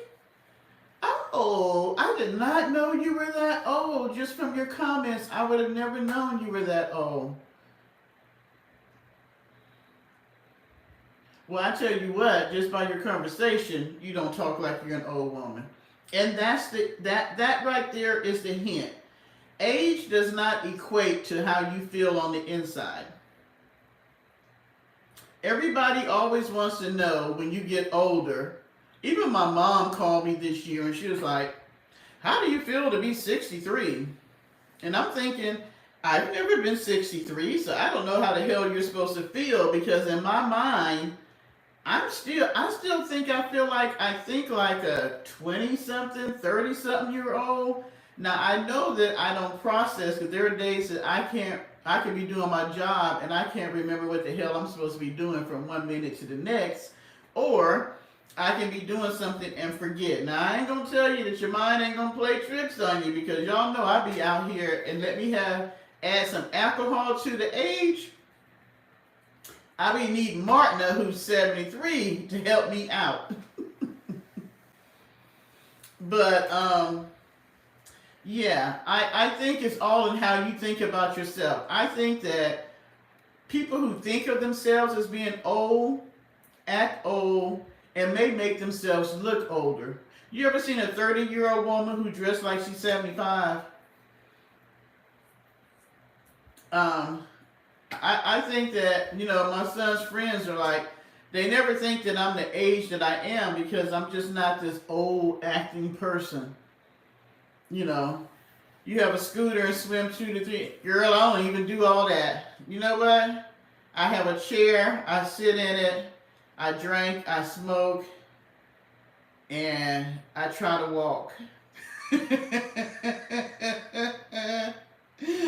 But she got a young mind. That's what I'm going to say. No. Congratulations that you do that, Janice. That's good. I strive to be like you in 10 years. Yeah. I mean, I have friends who are older than me. They got bodies that beat 20-year-olds. I'm telling you. Recessionist in the doghouse. I have friends who work out every day. They walk 5 miles a day and stuff. I'm telling you, their bodies are popping and they're like 68, 70 or whatever. I have never been an exercise person. Even when I was younger, it was a good thing I was skinny. I was never I was never athletic. Didn't like athletic stuff. Mm-mm.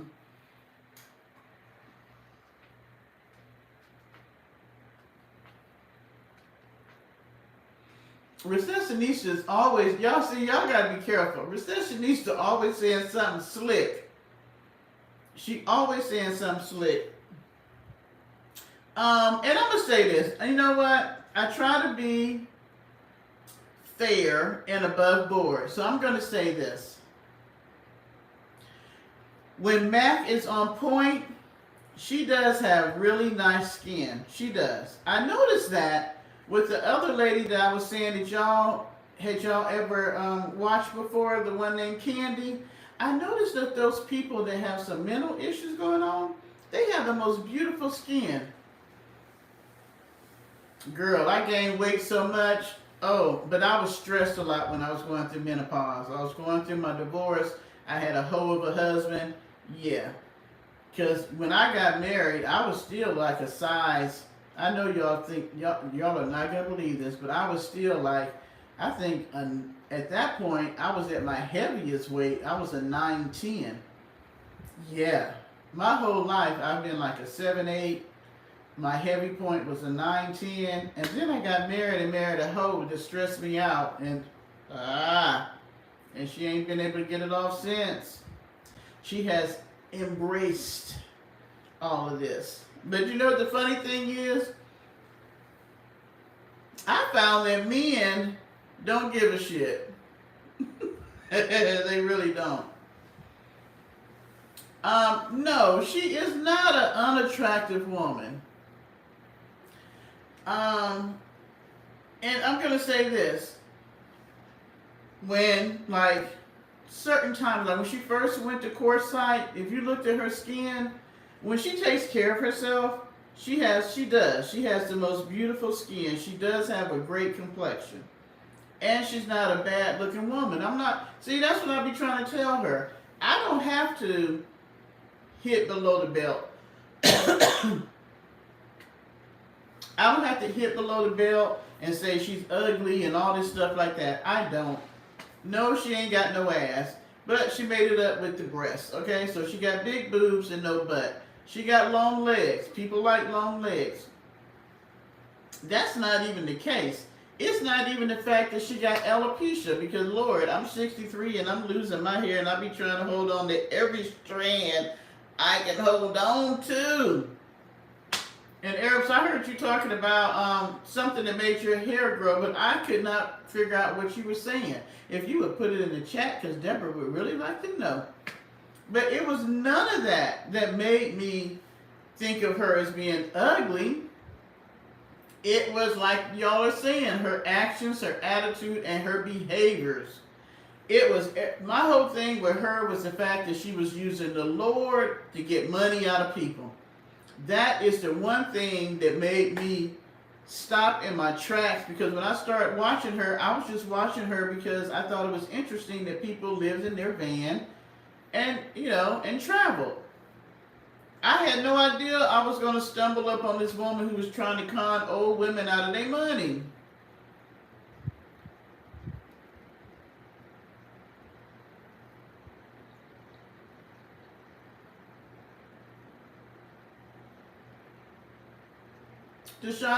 Did Tashana say she was going to bed?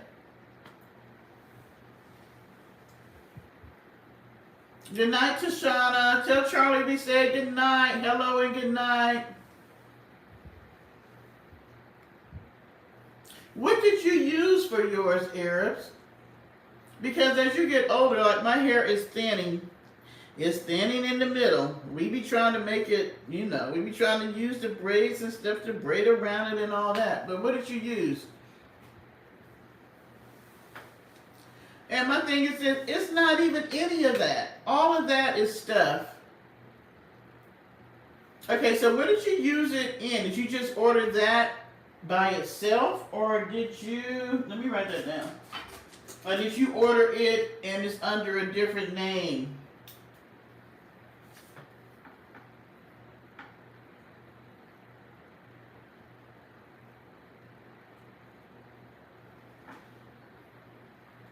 It's caffeine. Oh, I'm gonna have to look that up. Okay. But yeah, it's not even that. It's not even her thyroids. Because if she decides she don't want to take care of her health, that's a personal thing on her. It's the fact that she is such a conniving, manipulative woman. That is the issue.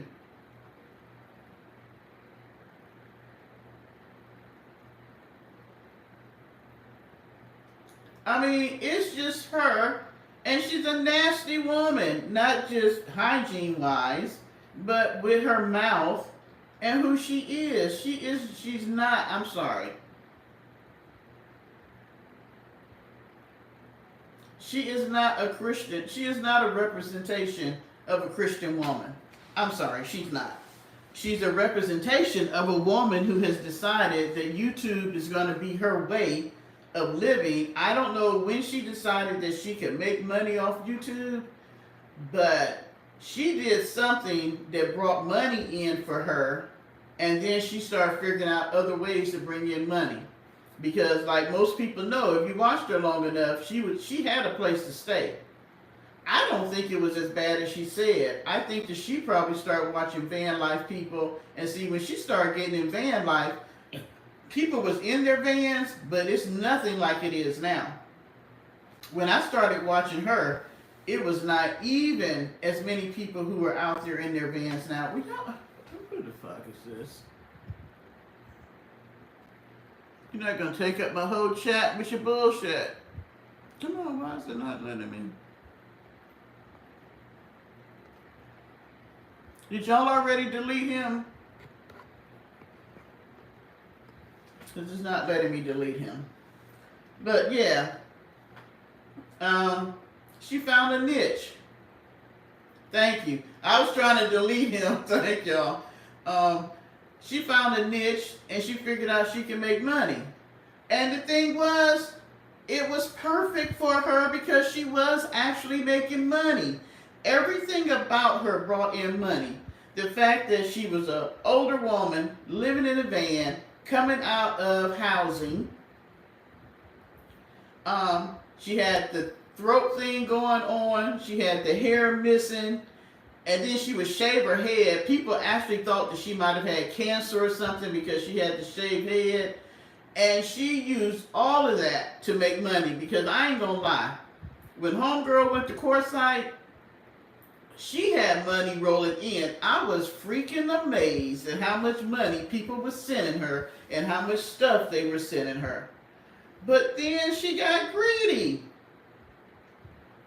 She just started wasting money and just and drinking and talking about people. She just lost her mind. And when she was in courtside, she just lost her mind. She was funny as hell now. I ain't gonna tell y'all no lie. She was way funnier when she went living with Miss Charlene. Yes, she was.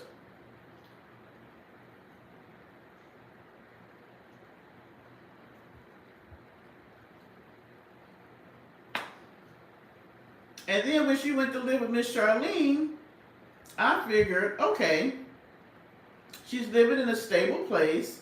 Maybe she would do better. But the thing was, the money stopped. See, the money, what she didn't understand is, you can live in a van and make the money, or you can be in a stable environment like Charlene's home, but you ain't gonna make no money.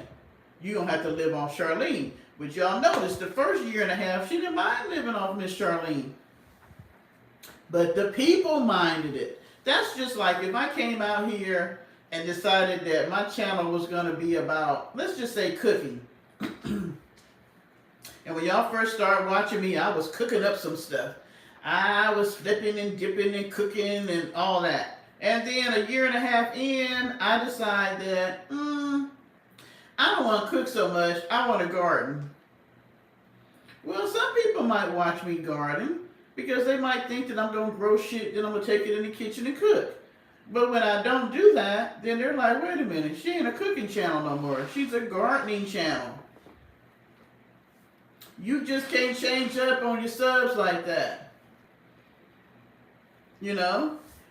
And then it didn't help, and I'm going to say this. I'm going to say that I think that me and Eris, because Justine ain't going to say, she's not going to say too much. She's only came out a few times, which I commended her for not saying, because Matt really just drug her through the mud. But she was very classy about that. But now me and Eris was on her ass. And I do have to say, I think that we helped get rid of some of the subscribers she had before when she moved to Charlene's, after she took all that money from people and fixed up the tin can and then didn't live in it. People say that she never bought that. They're saying that the people let her stay there because she said she would fix it up. That was the deal. I don't know. Because if that was the case, what did she do with all the stuff that she put in the shed? Did they let her leave that there? Or did she not show us and she got rid of it? I don't know. How many of y'all think that she still actually owns the tin can? Because I don't understand how you own property and you never go check on it, especially when you're that close to it. Lovecraft knows the whole scoop. What's the scoop, Lovecraft? What's the scoop on the travel trailer? Is it really hers? Does she still have it? And what's the deal with all the shit she put in the shed? Because, okay, and somebody else help me out, because y'all know I don't really watch her. Who is this person in Vegas that she knows? Because when I watched the video when she was cleaning up the room for the 27,000th time, she said that I'm going to take some of this to my friend in Vegas. Who the hell does she know in Vegas? Maybe I missed something. But she got a friend in Vegas. Is there somebody else on YouTube that decided to let her come visit them or something?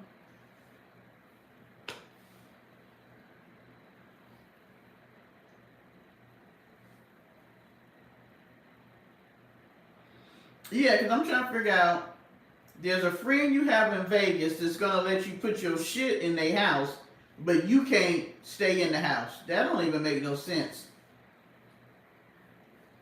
So, do y'all really think that she pays up for a whole year for her lot space in Quartzsite? Or did they make a deal with her where she renovated the tin can and it's not hers, and that's why she don't live there?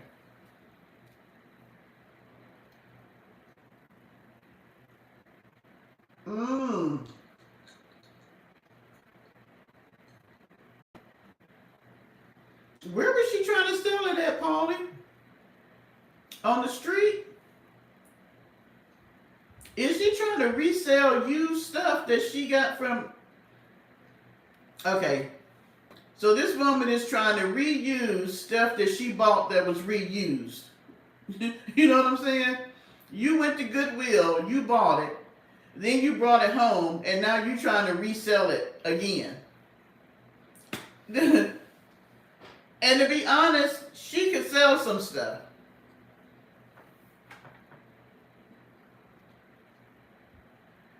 Okay. The tin can is paid for. The trailer is paid for. Okay. Paid for by NEC with monthly down payments. It is unmovable. It will always stay in the same position she renovated. Okay. Okay. That's not what she said, though, Lovecraft. She said that she paid for it straight out because she did a whole fundraiser begging people to give at least $1. If all her subscribers would give her $1, to pay for that trailer. And she's told, you can go back and look at the videos. She says she paid for that trailer straight out. She gave them the money. It was her trailer. Then she begged the people to give her money and all the things they gave her to renovate it.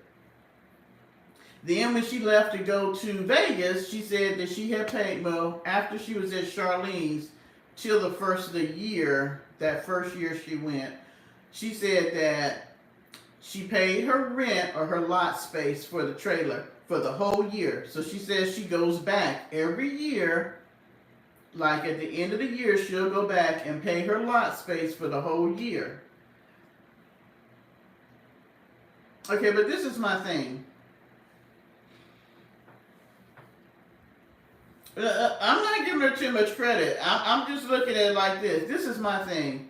How many of us, even if it was a travel trailer, and I was only an hour or so away from my home, how many of us would go months and months and months and months and months and not go back and check on my property? Because technically, if she paid for it, that's her property, right? She's only renting the space that the property is on. Wouldn't you go back to make sure nobody broke into it, that you didn't have a water leak, or just something happened, the bugs ain't took it over? I mean, okay, so she showed up in 2022. She said she went back in January of 2023 and paid for the whole year. Then in 2024, she said she paid for the whole year. 2025, January, she said she went back and paid for the whole year. So my thing is this. If I'm not that far away from my property, why wouldn't I go back to check on it to make sure it's okay? I mean, and why not have a property that makes money for you? She's supposed to be so damn smart.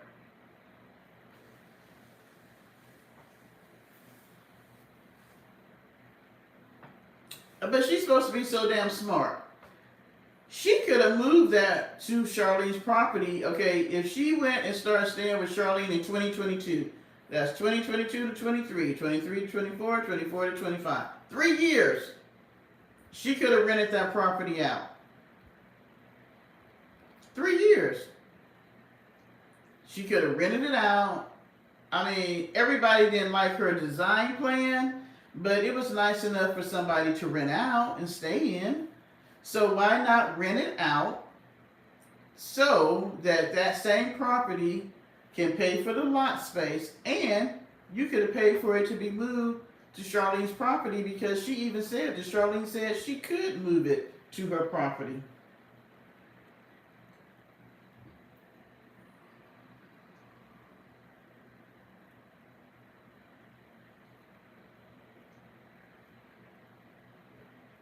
Miss Charlene has one that's almost identical to the one she has on her property already. Because somebody got it confused. They sent me, people send you all kind of stuff, but somebody sent me a picture saying she moved her trailer to the property, but it wasn't the same trailer. But there's one on Miss Charlene's property that looks almost exactly like the one she has. So why not move it and not have to pay the lot space? Even if you don't stay in it. It's there on the property. You got a place to stay.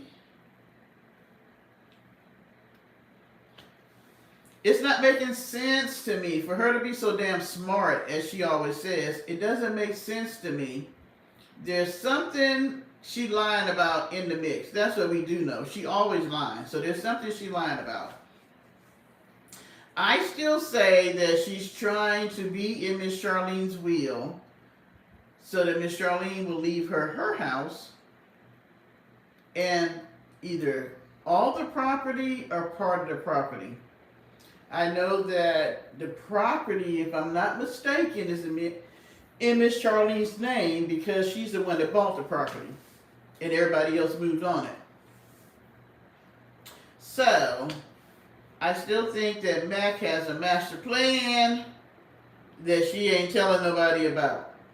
Especially when Miss Charlene kept getting sick after the dog incident, that we know how the dog got taken. After the dog incident, and she kept getting sick, I was thinking Mac was trying to take her out then. But it looked like Miss Charlene done bounced back. She was in one of the videos in the background making, Rice Krispie treats? Oh, receptionista. Oh, you know she will. Or she'll probably make them start paying rent. You know what? I'ma smack you, receptionista. Why is you always trying to put the dogs in the dang cannon? Raven still seems to be there. I still say she got rid of the other dog. I don't care what she say. And I think she's trying to take over. Y'all remember when she called herself trying to doctor Miss Charlene? And what was it that Miss Charlene had? She was trying to stretch her. I forgot what it was, but the woman was crying in the background. I just don't trust her. I think that she's so warped up here that I don't trust her, and she's money hungry, and she's looking long term. Y'all gotta look at it. She always talk about us being old, but she almost 60. One thing I can say, me and Arabs might be old, but we do have some retirement. It might not be, where we multi-millionaires, but we got enough and we live within our budget. We can live. What does Nick have over there as her retirement? What is her retirement? Her retirement is Miss Charlene. So, if Miss Charlene get tired of you, what you gonna do? Well, you know what? Fuck you, Bill Smith. How about that?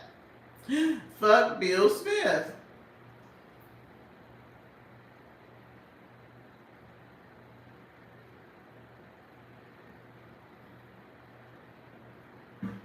She get to eat it free because Miss Charlene bought all the meat.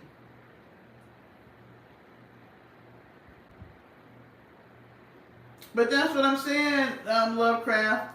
We might not like con artists, but you got to give them credit for their smarts.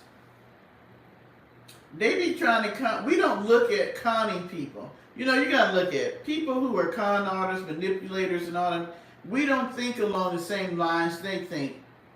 But it does take a gift and an art to be able to do that, because just as much as you may study to go to school to be an accountant or to work at your job as the forklift operator, or to be a teacher, or to be the person that operates, I don't know, the thing at the water company. These people spend that much time honing up their gifts of conning people and manipulating. That's what makes them good at what they do. And for as much as I despise it, she still has the ability to manipulate a certain population in our society who will support her.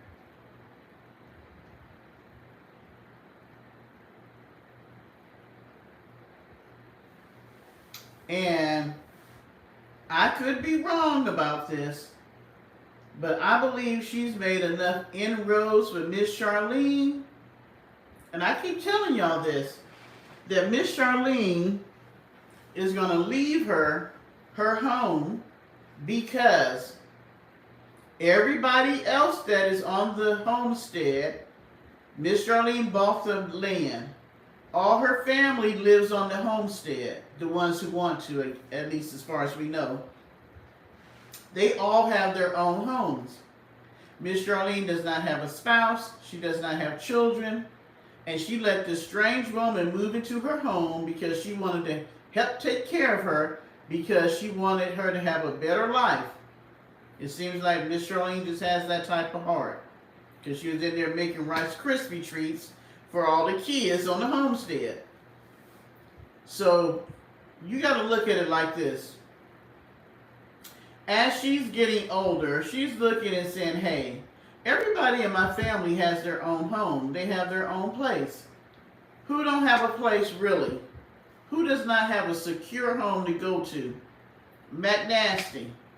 So, what's it going to cost her to leave her a home that's already paid for?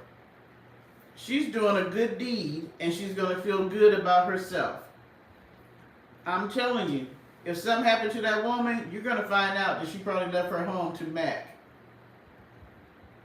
Okay, so it's officially her birthday in in Chicago. Okay, Arabs, it's now officially your birthday in your time zone. Happy birthday to you. Happy birthday. You know I'm toe up by this point now. You can't get, hey, I could do the whole birthday song when it was 12 o'clock on the East Coast. You only get a partial song on your time span.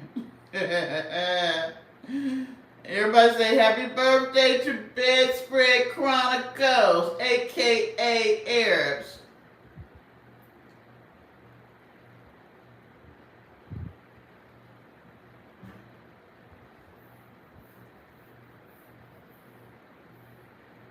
Oh no. I never, a con artist is a con artist is a con artist. But I guarantee you, who lets a person stay this many years with them and don't contribute to the household? Okay, we got how many people in the chat? 52. Oh, and we got 53 thumbs up. Thank y'all. Everybody thumbs up and one person left. Okay, let's just say out of 50 people, how many people would let a person off of YouTube move into their home and take care of them for 3 years? I'm going to say that's a no for me.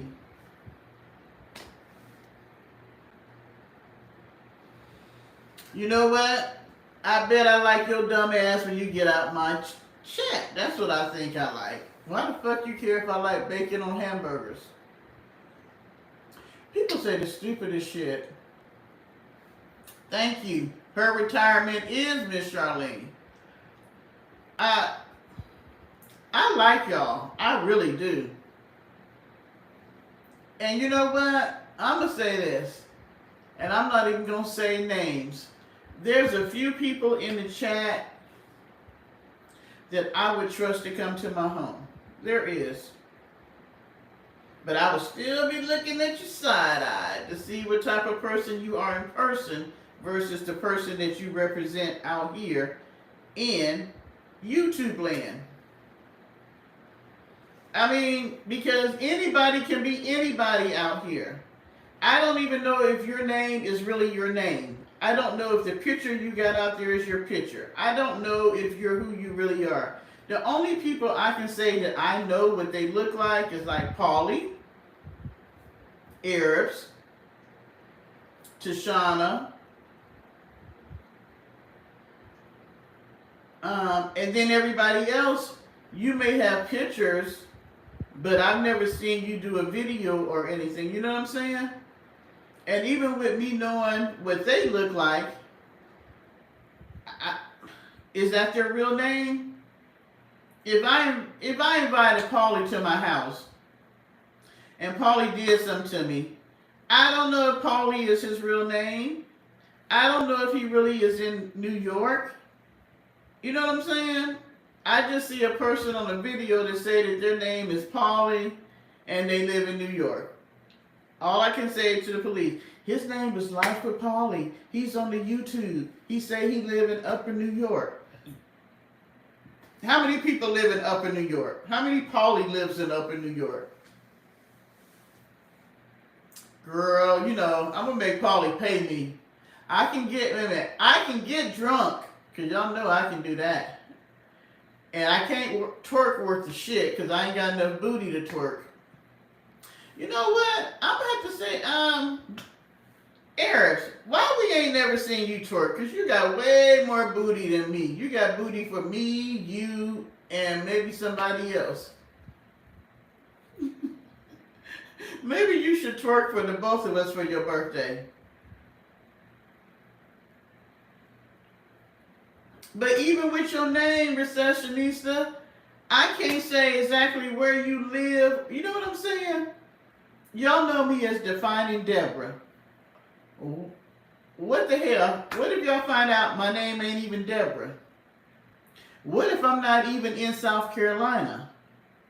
You see what I'm saying? We can be anybody we want to be out here in the YouTube streets. It's not my birthday, Polly. You're going to have to say to Arabs, would she like to do a birthday twerk?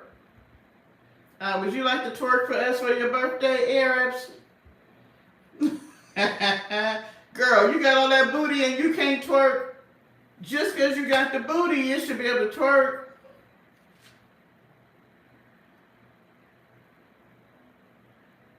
Sable, stop it. The way we look has nothing to do with anything. The fact that you've been dealing with a chronic illness for the last 10 years and you're still here, you are a beautiful person. So don't let that make you think that you're not a beautiful person. Arabs, what you doing with all that booty? Girl, even when you lose weight, you still got butt.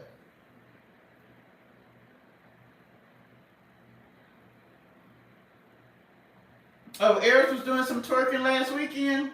I'm going to go back and look at that. Eris, you be killing me. She is tall, she's slim, and you know she got that yellow, we call down here that yellow gal. She's a yellow gal. And then she got the booty.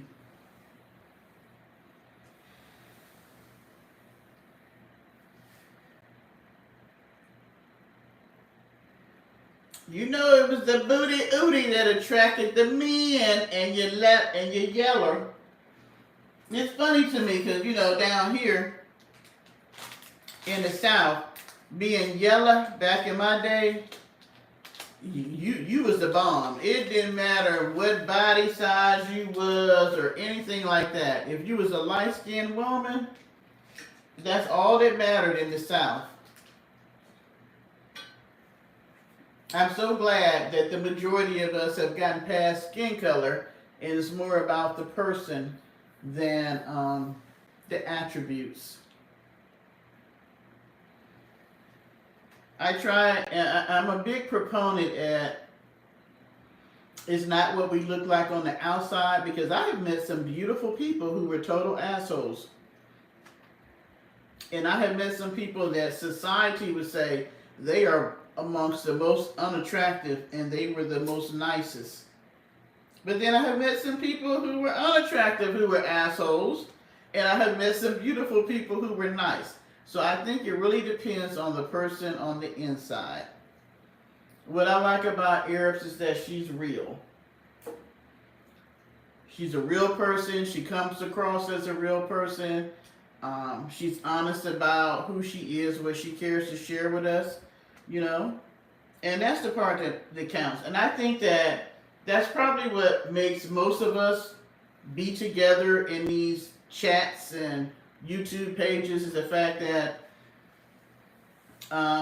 we can identify with each other on a level of our ability to be honest, to be vulnerable, and to genuinely be ourselves. Because it's way more important to be real. I don't have to make $1 on YouTube as long as y'all trust that I'm a real person. I'm telling y'all, and my family and friends will tell you, what y'all see out here on the YouTube streets, the bullshit that I do, that's who I am 24/7. Oh, girl, we'd kill Polly. We would kill Polly. Annabelle would be without a parent. And I don't want to do that to Annabelle. Polly, you wouldn't be able to eat no more. Your tongue would be through Dylan.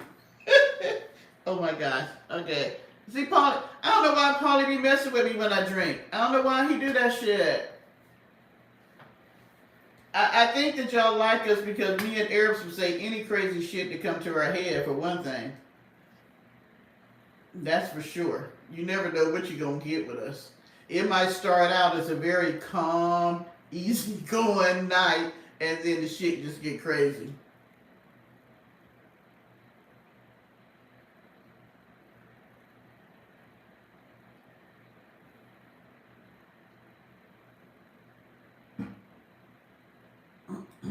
um, you know Lovecraft, she always gonna throw something in the mix. This is what I say. David Justice, the baseball player that used to beat her, I don't think he has a damn thing to say. He used to beat her ass. What the fuck you gonna say at this point? And that was years ago when she was with him. Years ago. I don't care what she was at that time or who she purported to be or what their relationship was.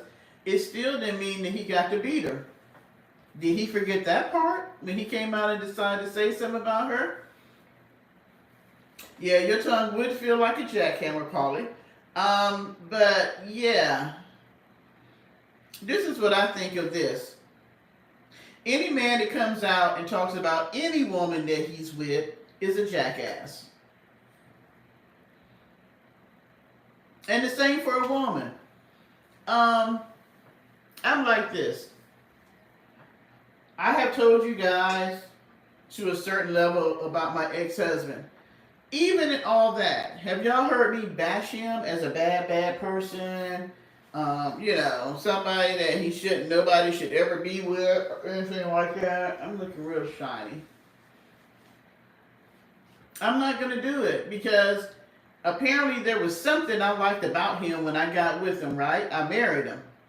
And that's any relationship.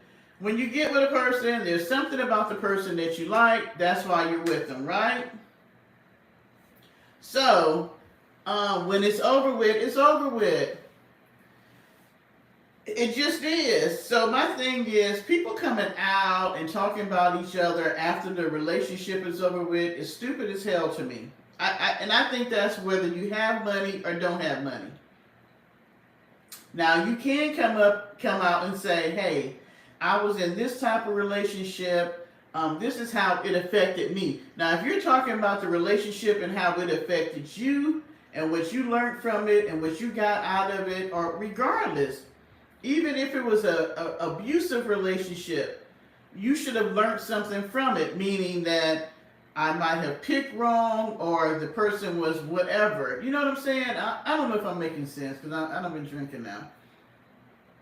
But for you just to come out and talk about what she did and don't talk about what you did, there's an issue. Because and I don't know if anybody else remember this. I'm sure Arabs remember this. Or was that Lovecraft? I remember when she married him, and it wasn't long after that it came out that he was beating her and treating her pretty shitty. Because this is on the front end of her career. And she was such a beautiful woman, and he was a nice looking guy. That's what made people look at their relationship. Because they were one of those really cute couples. And you want to do 30 years later? What? Really, sir? 30 years later, you got something to say about Holly Berry. Hell, she don't give a shit about what you say. Please. Why are you still mad after 30 years? That's what I'm trying to figure out. I'm going to tell y'all this. It's amazing to me how you can meet a man and he's been divorced for 10 years and he will still be mad at his spouse 10 years later, but you can meet a woman who's been divorced for 10 years and she has moved on. You know why? Women are so used to being disappointed by men that when we fall off the horse because of some bullshit in a relationship, we may stay down there for a minute, but we get up, dust ourselves off, get our ass back up on the horse and keep on tromping down the road. Men don't know how to do that. They want to hold on to some shit that they should have let go of years and years before that. I mean, let it go, sir. You are no longer with Holly Berry. 30 fucking years and you're still upset about the shit? Even if she was the worst woman in the whole world to you. It's been 30 years. Get over it. Thank you. It was because she was extremely young when they got together. Like I said, she was on the front end of her career. Man, he need to get past that. I think he's just trying to make himself relevant.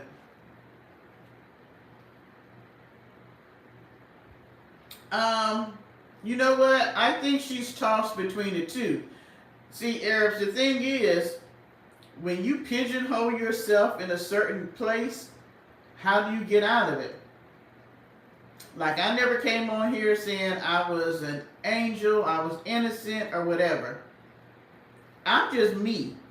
So if y'all see me where I'm acting like a hoe, or acting like not a hoe, or whatever, I'm just me. You know what I'm saying? I'm just using that as an example. But she came out here trying to be like holier than thou here lately.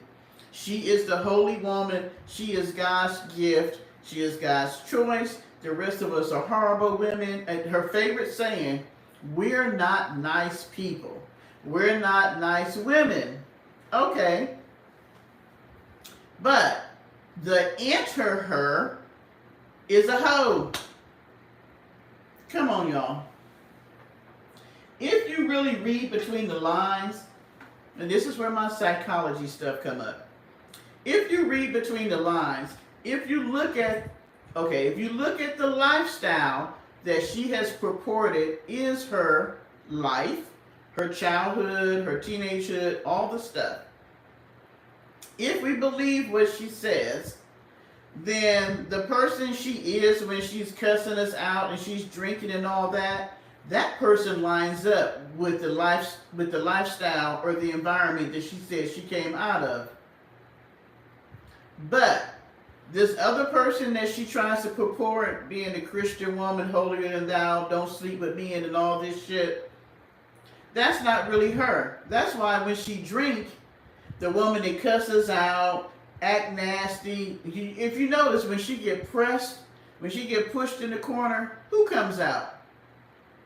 Who comes out? It's not the holy woman that comes out. It's the woman that's the hoe. The one that wants to show her crouch. The one that wants to say she licked her coochie. The one that cusses us out. The one, oh, y'all have seen how ugly she can act in the desert in her van. The real person comes out. It's never a holy person. When she drinks, I have yet to see her drink and get drunk, and then she comes out saying, let me pray. Let me say this. Let me give scripture. Oh no. She comes out cussing, fussing, and acting like a damn crazy ass fool. Why? Because that's who she truly is. That's who she truly is. The person that she pretends to be, she can't even keep that up. And see, that's where she gets messed up at. Her people are so confused. We get the holy person 80% of the time, then 20% of the time we get this crazy ass woman. And the part that she get mad at is that we focus on the real her, which is the 20%. I'm sorry. She is hoe just like everybody else. I wish I could sit here and tell y'all that I didn't have a hoe phase. I did. So, years from now, if I become somebody famous when I'm 72 or 70, you can go back to this YouTube video here and know I had a hoe phase. Yeah, I did. In my 20s, 30s, 40s. All except for when I was married. Yeah, I was in a hoe phase. What can I say? That was just me. That was my personality. Am I ashamed of it? No, I'm not. What is with the whole hair thing going on here? I'm not. It's just who I was. I can accept me for who I am. And I think everybody's, and see, this is where, Lord, Arabs, you done got me so toe up. This is where you being authentic comes into place. And being able to know yourself.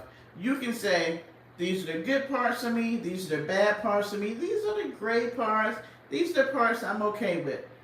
I'm okay with identifying the different stages in my life. I'm okay with all those things making me the woman that I am now. And everybody can accept that. It's okay. It's okay. Nick is not as crazy as we'd like to believe Nick is.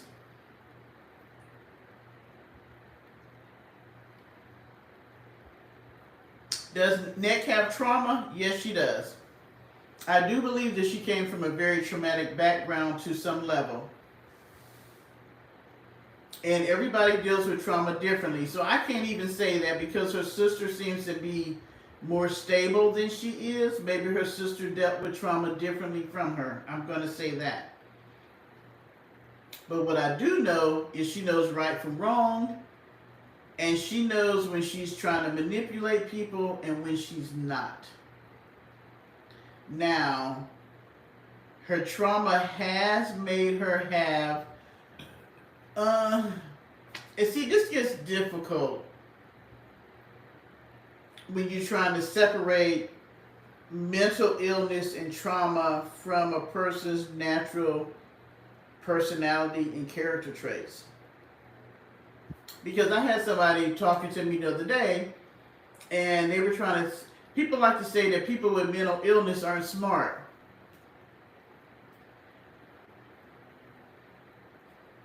You can have two things happen at the same time. Just because a person has mental illness does not mean that they're not smart. I'm going to give Nick her credit. She's smart in certain areas, and she's not smart in other areas. And that's just like how we all are. We all have our gifts and talents. You might be a studious person on one hand, but you can't put a nail in the wall and hang up a picture. You know what I'm saying? She has, and I'm not going to, and this is the thing that she doesn't understand. This is what she doesn't understand. I have the ability to be able to give her props where it's due and still give her constructive criticism where she's fallen short. She doesn't have the ability to do that. If you notice, she kind of reminds me of Trump. Thank you. You know what? You and recession, I tell you, the people in the chat, we all think the way this. I didn't even realize that you were saying that until I looked up, because I'm looking at, girl, I done got toe up. I'm looking at my phone and I didn't look at the comments, but we're saying the same things. She reminds me of the whole Trump thing. I mean, she does things to get attention. She knows the difference. She knows when she's manipulating. It doesn't mean that she don't have trauma, just like Trump. Trump has a lot of trauma in his life. His dad was a horrible dad. He wasn't even really a dad. He was a horrible husband, a horrible father, and all that. But it doesn't take away from the fact that you do know some stuff and you're an ass. I mean, Mac is just an ass. She's just an ass, y'all. She is. And she makes her money living off other people. And I can't get with that. If she made her money living off of rich people, I wouldn't like it, but at least they have the resources. But because she uses the whole God thing, her market is older women who are on a fixed income, who are giving her money. Just like, okay, for those of y'all who did not look at the video that I said, have you ever watched this channel? Please go back and look at that, because that young lady definitely has a mental issue. But she's just like Mac. She has manipulated. Girl, let me tell you something. McNasty ain't got nothing on her. I watched this woman this week sit on her channel and say, I need $600 to $700 to stay in a hotel from Monday to Wednesday, pay for my Uber and my food. And do you know people gave her the freaking money? Why? Because she goes out and she lives on the street saying she's homeless. And she does have some mental stuff. But she's smart enough to know how to manipulate other people out their money. You can have two things that's honest at the same time. This woman is smart enough. If you listen to her conversation and take away from what she's trying to show you, her vocabulary is I'm sorry, her vocabulary is on point. She's a smart woman. I think that she deals with autism and Asperger's. She's been diagnosed as schizophrenic and a whole lot of stuff. What I'm going to say to you, anytime you can sit and tell people you need $700 and you get it to pay for not just your hotel room, but Uber and food. Oh, I'm sorry. And she needed brand new shoes and to pay for her clothes to get washed. I'm impressed. I'm sorry. I'm impressed. Mac be bullshitting over there. This girl got this shit in one night, one afternoon. But there are so many people on YouTube who have mental illness who are manipulating. It doesn't mean that they still don't have a mental illness. It just means that they're smart with a mental illness.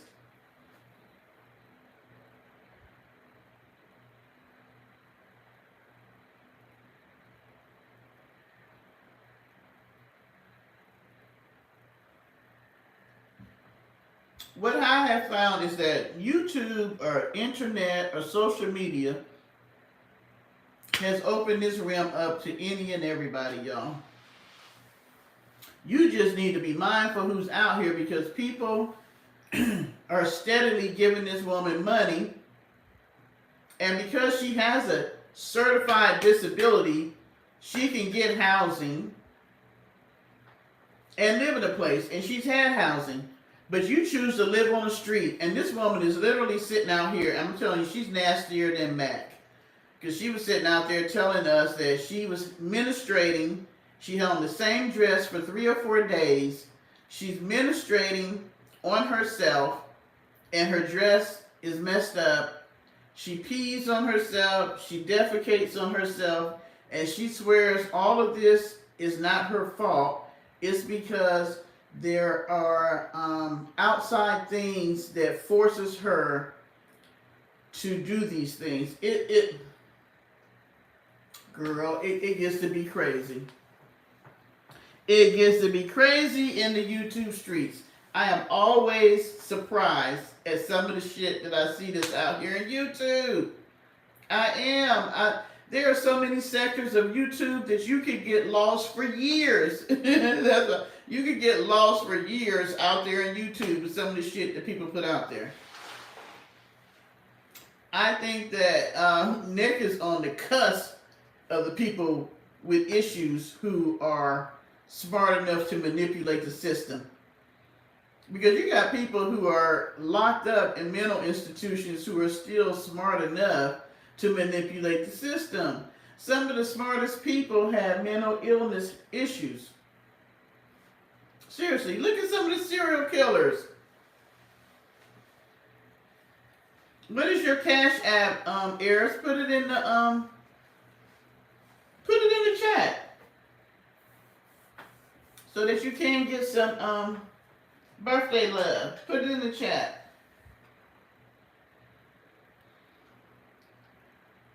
I mean, look at Ted Bundy. Look at some of the people that have done stuff.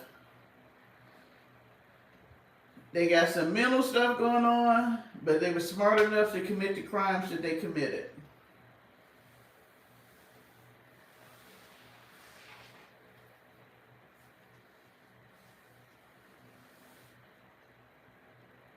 That's what I say, Lovecraft. I'm always surprised for the ones who are gullible.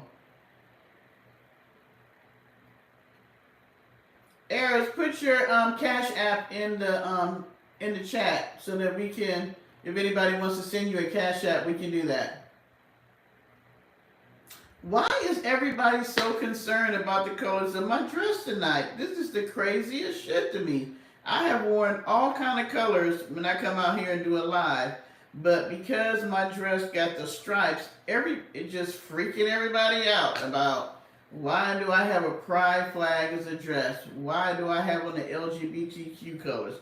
Why does it bother you, Derp, if I wore this? This is my problem is with y'all is why do you give a shit? Even if I was gay What difference should it make to you? So let's get rid of Dirk and Max and anybody that's not a regular in our chat. Let's just get rid of their ass. Because my thing is, what difference should it make to you? Yeah, she says that it's unfair for us to say that she is Charlene's lover.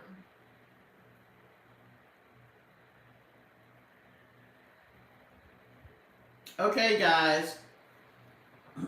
Let me write it down because y'all know I got my phone. I need to get 2 phones like everybody else.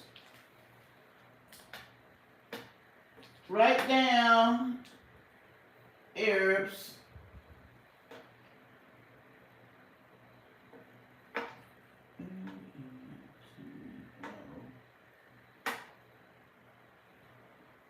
Mac.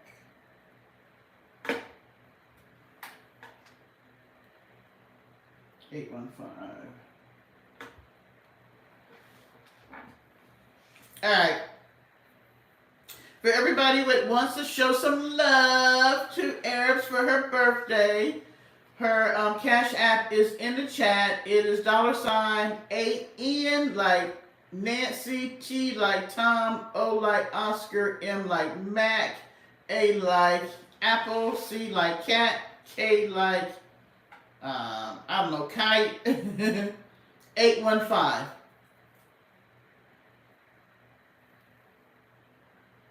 Send her a little love. Let her know. Happy birthday. I thought you were having your little girl fantasy. What are you talking about, Sable?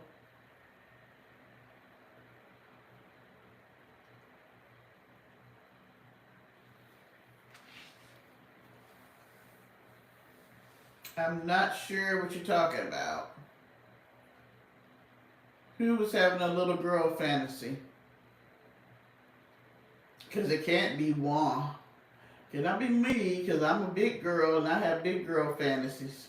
I do not have little girl fantasies at all. Alright, good people. I can't believe y'all been with me this long.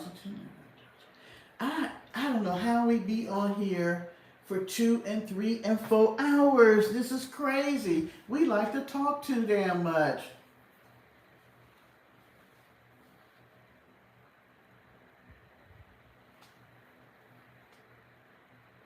Yeah, y'all know she listens to us. She's going to listen to whatever Arabs has said all week because I don't make as many videos. So she's going to take everything that Arab said all week.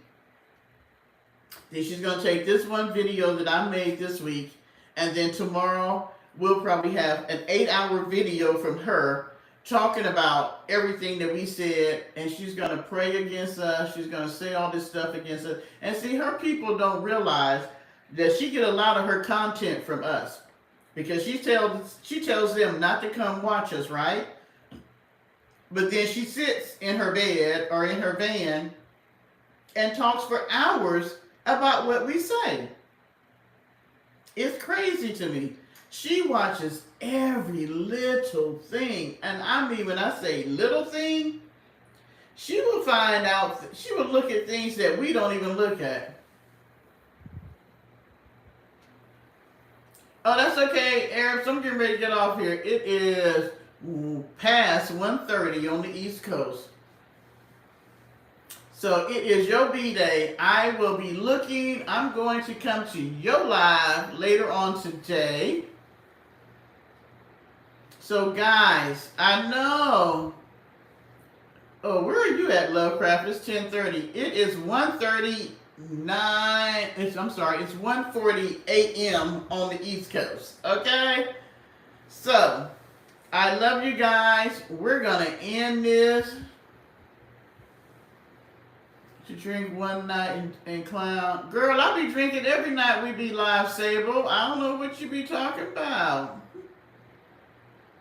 Oh, you know what? If we went to her live, oh my gosh, she would have a fit. What time are you coming on tomorrow? I remember you saying you might come on Saturday, but I thought you said you was going to come on tomorrow. Do you have a time you're going to come on tomorrow, Arabs? Or we just need to look out for it?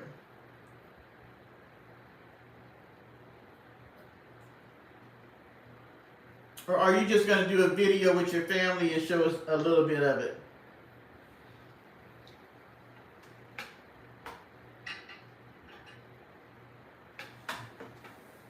Are you coming live tomorrow, Arabs, or are you just going to show a little bit of you hanging out with your family?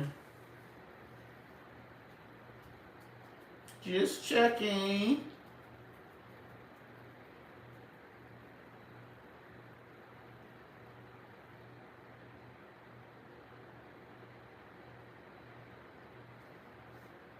Okay. Well, I will check and see for your notification. And guys, you guys have a wonderful morning, day. And thank you guys for coming in. I am never, ever taking for granted the fact that you spend the time that you do. And you guys spend a lot of time with us. The time that you do with us. And I know it's late for those who are working in the morning. Hey, I wish y'all good luck because Deborah's going to be sleeping in. And thank you, Allie. And I will check with y'all tomorrow. If Arabs is not doing a live for her birthday, I will come on. But if she's doing a live or doing something, what are you doing tomorrow, Arabs? If she's doing a live or coming on tomorrow, then we're going to be celebrating her birthday. Well, later on today. All right? So you guys have a wonderful morning, day. Love you. Talk to you later. Thank you, Janice. It is morning. Good morning. That's a dang on shame. Good morning. Bye.